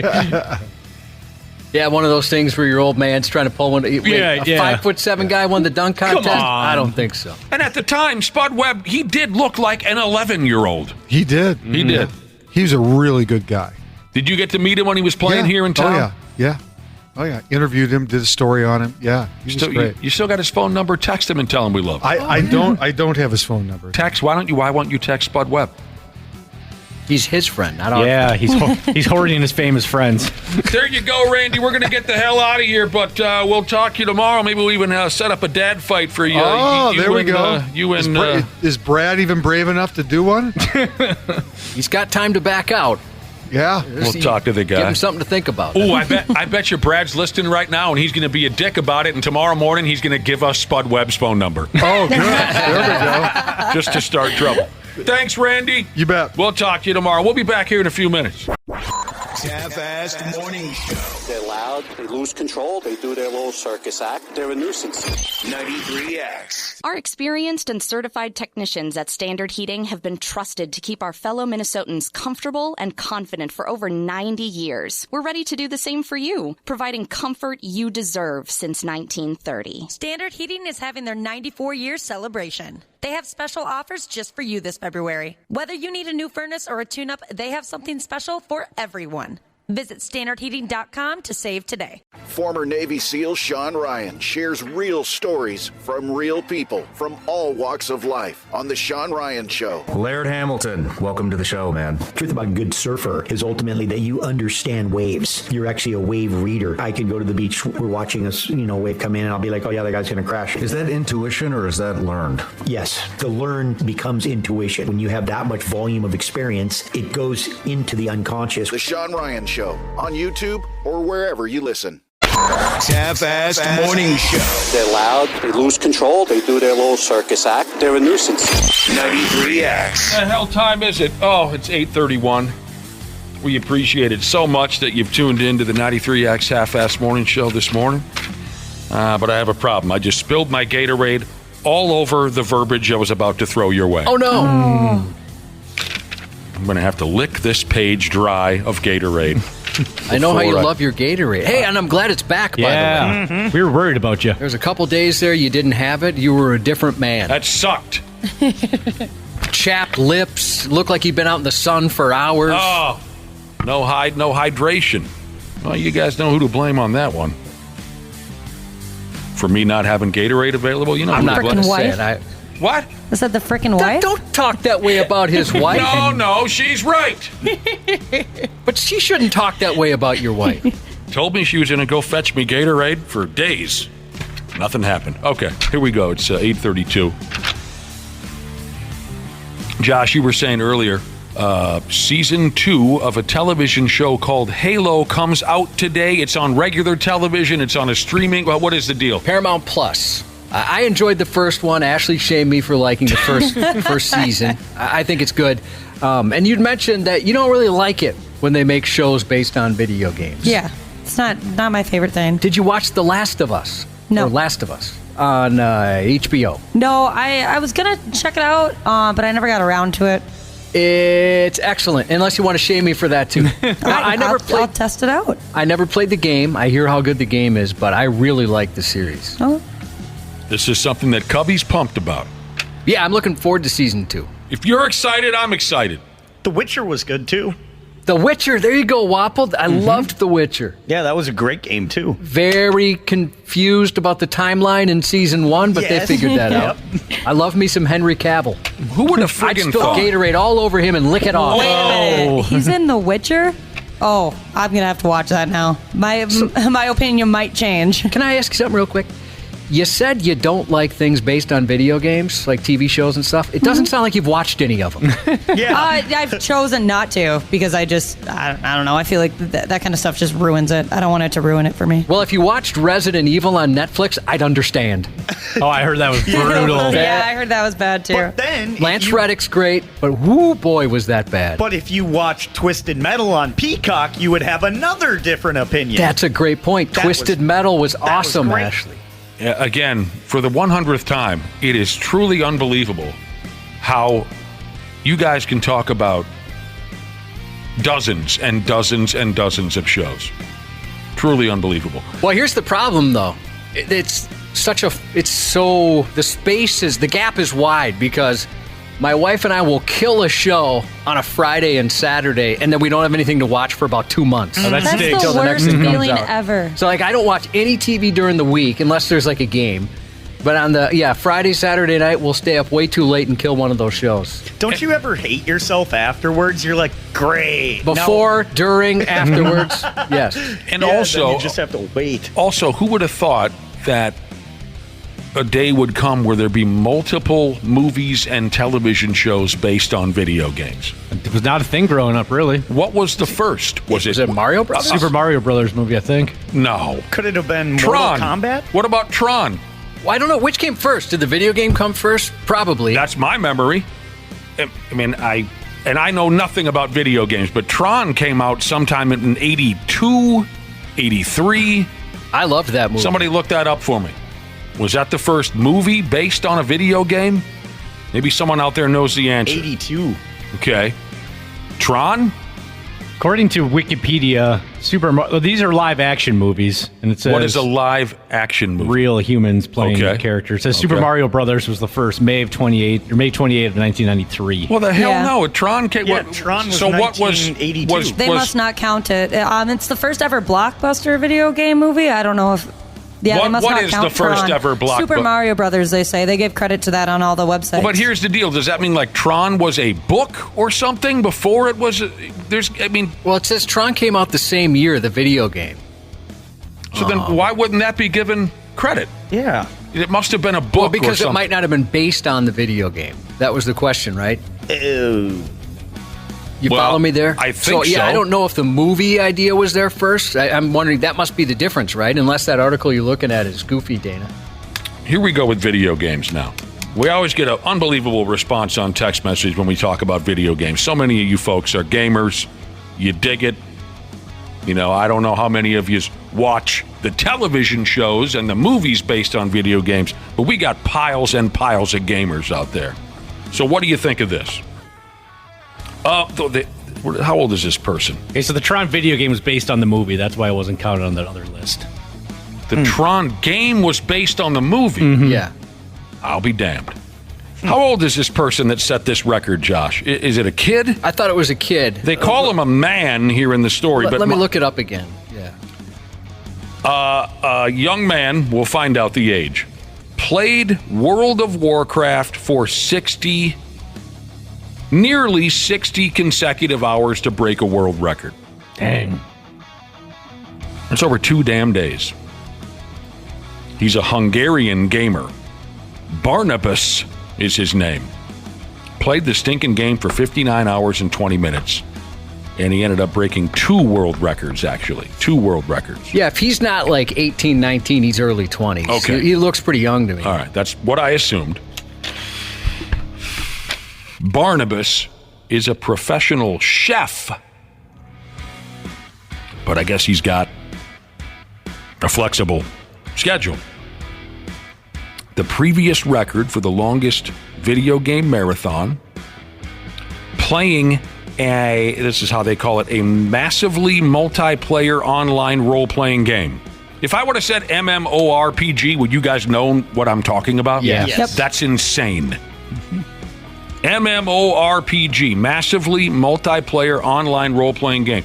The previous record was 23 hours and 31 minutes. This kid blasted beyond that and went all the way to 59 hours and 20 minutes. Yeah, he does not work as a chef. Chefs do not get that much time off. Maybe he's young enough, he's just got part-time hours. He was also awarded the record for the longest video game marathon playing specifically World of Warcraft. He got 5-minute breaks each hour to eat or nap. Well, who the hell's going to get a 5? But then again, maybe if you've been awake for 50 hours, you can fall asleep that quick. I don't know. He had 5-minute breaks each hour to eat, or it says here nap, or use the head. He was starting to see things after about 45 hours. I'd imagine. He noticed mild hallucinations were starting to form. I've mentioned before, like playing Doom back in the day, I'd fall asleep going through tunnels. Yeah. And then playing Guitar Hero, those colored notes would be coming at me as I went to bed. And you weren't doing it for 40 hours, 60 hours. No, nothing like that. Didn't you get into the 17, 18 hours? That was Mortal Kombat. Oh. Yeah, Mortal Kombat I played for almost 24 hours. So fun. Oh, God. So this kid started to see things, which he said was funny, but also made it hard to concentrate while he was live streaming, so people were watching him do this. Yep. He did not consume any caffeine. That's impressive. Usually that goes hand in hand, right? Yeah. Remember all the Mountain Dew they drank on South Park when they played, was it World of Warcraft? Yeah. I guess if you're not drinking caffeine, you never get that like caffeine crash. So have you guys ever been like so tired that you can't fall asleep? Yeah. Yeah. So once you reach that stage, I'm sure he was good. So tired you can't fall asleep? Absolutely. All right, what else? Overworked, underlaid cheeses said to not mention Silent Hill as a crime. I didn't know they made a show or movie about Silent Hill. Oh, I didn't either. You guys were not aware of that? Never really got into those games. Dude didn't drink any caffeine. He only drank water. And he said he does not intend to lose his titles. I love the game, and how does he say this? I love the game, and I will retake the record if it's beaten. This is mine for life. I want everyone to know that, he said. That's awesome. 60 hours of finger banging a damn remote control and playing a video. Oh, God. Well, that game was so huge for a long time. I'd imagine it's still popular. But remember, it seems like that just was what everybody was talking about, World of Warcraft. Now, here's a listener saying that he thinks he or she would have been capable of breaking that old record back when he was playing he or she was playing World of Warcraft back in high school. The old record, 23 hours and 31 minutes. We got a listener who says if he would have known it was a thing, he could have done it, could have broken that record.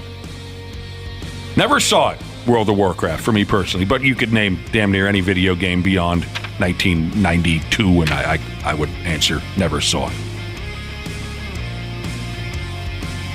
I just can't fathom doing that. I love video games, but not that much. Didn't you say, Josh, you had a story about a buddy and like something about long hours on a video game or something? Oh, off air? What else were we talking about? No, it's a completely different story. Oh, that wasn't video game related? No, it wasn't video game related. But this was lack of sleep related. He didn't sleep very well the night before, and he got up and, did his hair like normal, and then he went about his day and realized like his hair was a little crispy compared to normal. Right? Uh-oh. And, he used his pomade like always. Pomade? Right. And he realized later what he actually did was he used lube instead of his normal hair product. Gross. He texted me and said, so I put lube in my hair today, and of course I needed more information, and he forgot it was there, right? Somebody had moved, his wife had moved stuff around or whatever, and it was in a similar container. His wife is a total lube mover. Yeah, and apparently it was some stuff he got, she didn't like it, and he just left it there. Oh my God. And he's like, you know what, it actually worked pretty good, so now he uses lube for a hair product every once in a while. Oh, why not? But he said it gets a little crusty, but outside of that, his hair looks gorgeous. Crusty. Lube in his hair, man. And it worked. Yeah, it worked. But he was wondering, like, why is this flaking so oddly? Yeah. God dang, that is hilarious. Pomade? Pomade, yeah. You haven't heard of that? No. It's a little thicker. Mm-hmm. I've heard. I used to use it when I had hair. Really? Yeah. Brill cream. That's what I always heard. As far as products that dudes might run through their hairdo before they go out on a hot date or something. Brill cream. Am I alone on that one? Yeah, I've never heard of Brill cream. I don't know the difference. I don't know if I've ever seen it. That is effing funny.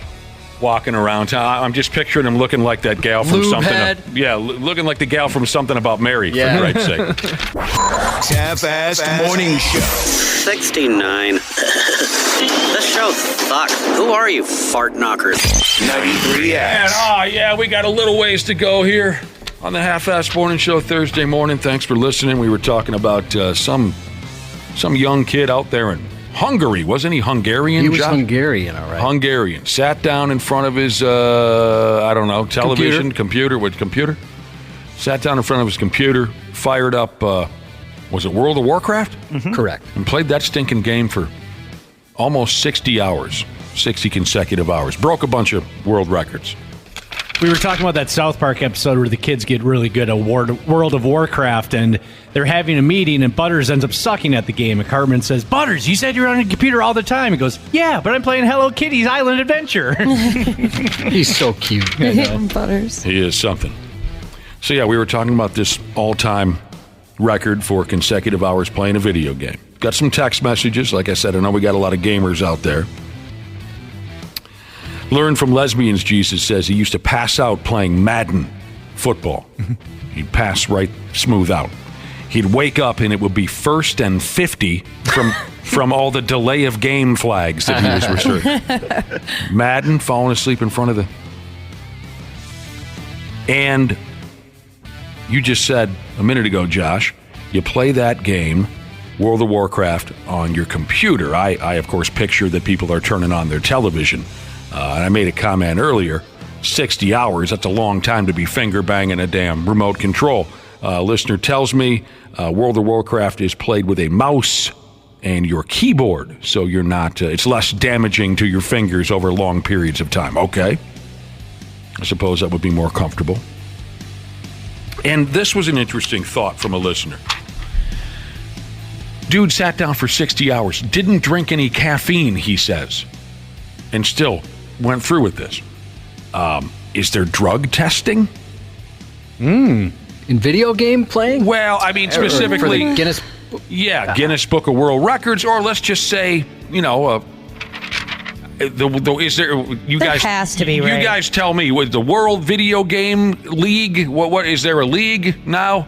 Yeah, like the esports league. There you go. Yeah, I knew there was something there. Do they drug test? I bet they do. They don't? They don't? they don't. How do you know that they don't? Because I'm looking online. Yeah, right they now. don't. They don't test for Adderall or anything like that. The stuff that actually keeps you awake. That's Really? insane. That's cheating. Really? That is 100% cheating. That's kind of shady to me. Because anyway, someone texted in and said, this kid who played a video game for 60 straight hours, they should drug test his ass. That sounds like meth gaming right there. Okay, so there's no governing body of esports, so that's why they can't test. So each game that they play is kind of under their own league. Really? Yeah. Interesting. So Call of Duty would be its own league, Wow. That's crappy. Don't you think, Josh, that's kind of sleazy? If they're Kind of drugs? shady? Yeah. Yeah, 100%. I don't know. You guys tell me. You play video games. Do drugs have the ability to make you better at them? I think so. I've always said that steroids should be legal in sports, so I really don't care if they do them in video games or not. I've always been a steroid supporter myself. It kind of helps you where you zone out so you could play longer. Yeah, especially Adderall. Adderall? Yeah, it's made to help you focus. That's interesting. And a question from a listener for you folks who dig the video game so much. Is there a game character? Okay, so we were talking about how so many video games now are turned into movies and television shows. You name it. You guys were rattling through a bunch of them earlier. There's a hell of a lot of video games that are turned into movies or television shows. Is there a game character that you'd like to play in a movie or television show? And who would it be? A game character, you can only name one. Let's just say you can only name one. People tell me I have the physique and attitude as Duke Nukem, so I feel like that would be a good call. I don't know. I'm seeing Bowser. No, I don't think I could be the jacked ex-military guy running around shooting aliens in a movie. That would not be me. I would just want to play a character in my favorite game if it ever became a movie, which is Skyrim. So, which would be I didn't understand what you said. Skyrim. Skyrim. Yeah, so I would be I guess, a knight, some type of what Josh watches, Game of Thrones, that kind of vibe. You're swinging a sword. You got chainmail on. You're fighting against the dragons and the I'd evil prefer to kings. be a mage though, so that I had powers, so that I could throw fireballs at people. All right. I wouldn't mind being ride dragons. Nathan Drake from Uncharted. He seems pretty cool. Yeah. All right. Or we started talking about Halo Master Chief. He's got the cool outfit. That'd be kind of fun. That is the iconic outfit. I'm getting that answer here via text messages. Folks want to be Master Chief. And speaking of marathon gaming sessions, half my dorm flunked out because Halo 2 came out within a month of our freshman year starting, and their kids straight just never went to class. They just sat in the dorm all day and played Halo 2 against each other. Academic probation at the end of the first semester, not allowed to come back after the second. They did not care. They're playing Halo 2. Mm-hmm. It can hook you. Oh, Steelers fan Jesus has a good one. Leisure Suit Larry. I never played that. I didn't either. Is that the one that's pretty foul? Yeah, it's very filthy. I've heard the stories. Yeah. The dude tries to get laid the whole game. Mm-hmm. He tries to get laid? Yeah, the whole game. That's the whole purpose of the game. Looks like they came out with a new version of it recently for the PS4. It's called Leisure Suit Larry, Wet Dreams Don't Dry. Oh, my God. I have that for my Switch. Do you really? Yeah.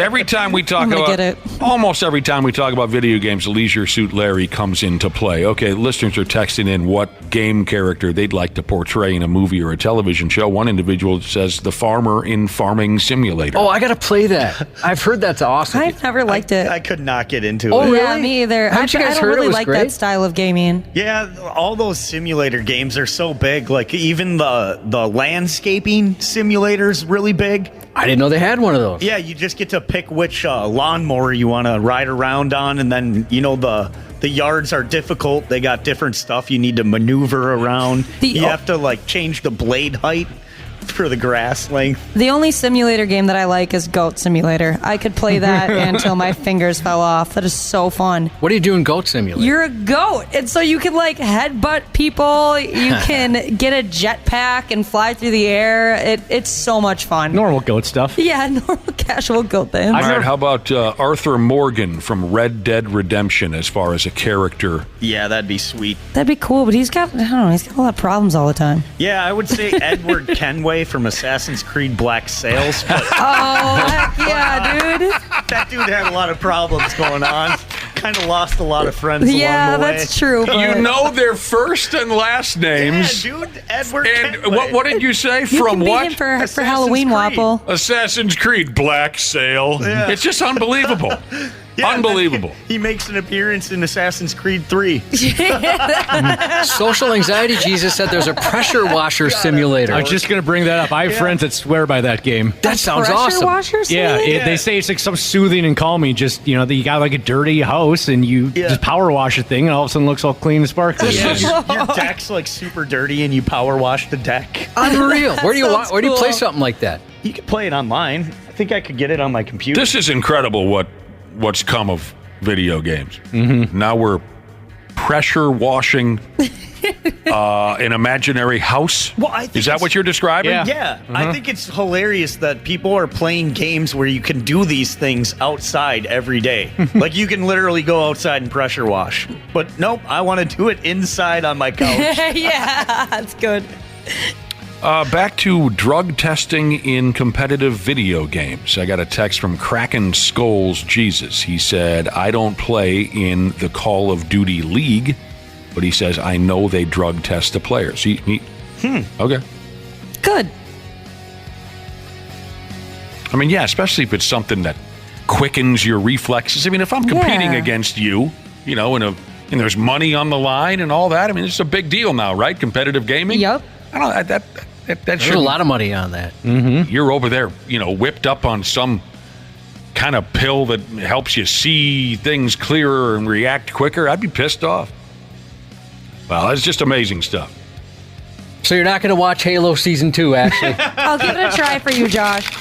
Actually, you should watch some of the other ones we talked about. Do you have Peacock? Yep. Okay, Twisted Metal. Watch that Twisted one. Metal. Okay. Start there. I'll put that at the top of the list. Meat Cutter Jesus checked in. He said, give me a shout out because I told you to. Okay. All right. I'm susceptible to that. HVAC Delivery Jesus texts a shout out to his brother getting neutered today. Good luck to Pipe Layer 15 Jesus at MSP right now. About to board a nonstop flight to D.C. with 5 kids, a wife, and 2 in-laws. He said to wish him luck. My God. Happy birthday to our buddy Australian Jesus.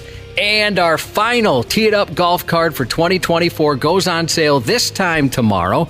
Save $200 to golf 7 area courses. The Tee It Up golf card 3 will sell out as always. So check out 93x.com tomorrow at 9 to get yours. The 93X Half-Ass Morning Show. 93. The 93X Half-Ass Morning Show podcast is sponsored by Standard Heating and Air Conditioning. New episodes drop each weekday. If your podcast platform has ratings, go ahead and give us 5 stars and maybe give our enemies 1. Thanks, and here's a word from our sponsor. Standard Heating is having their 94-year celebration. They have special offers just for you this February. Whether you need a new furnace or a tune-up, they have something special for everyone. Visit standardheating.com to save today.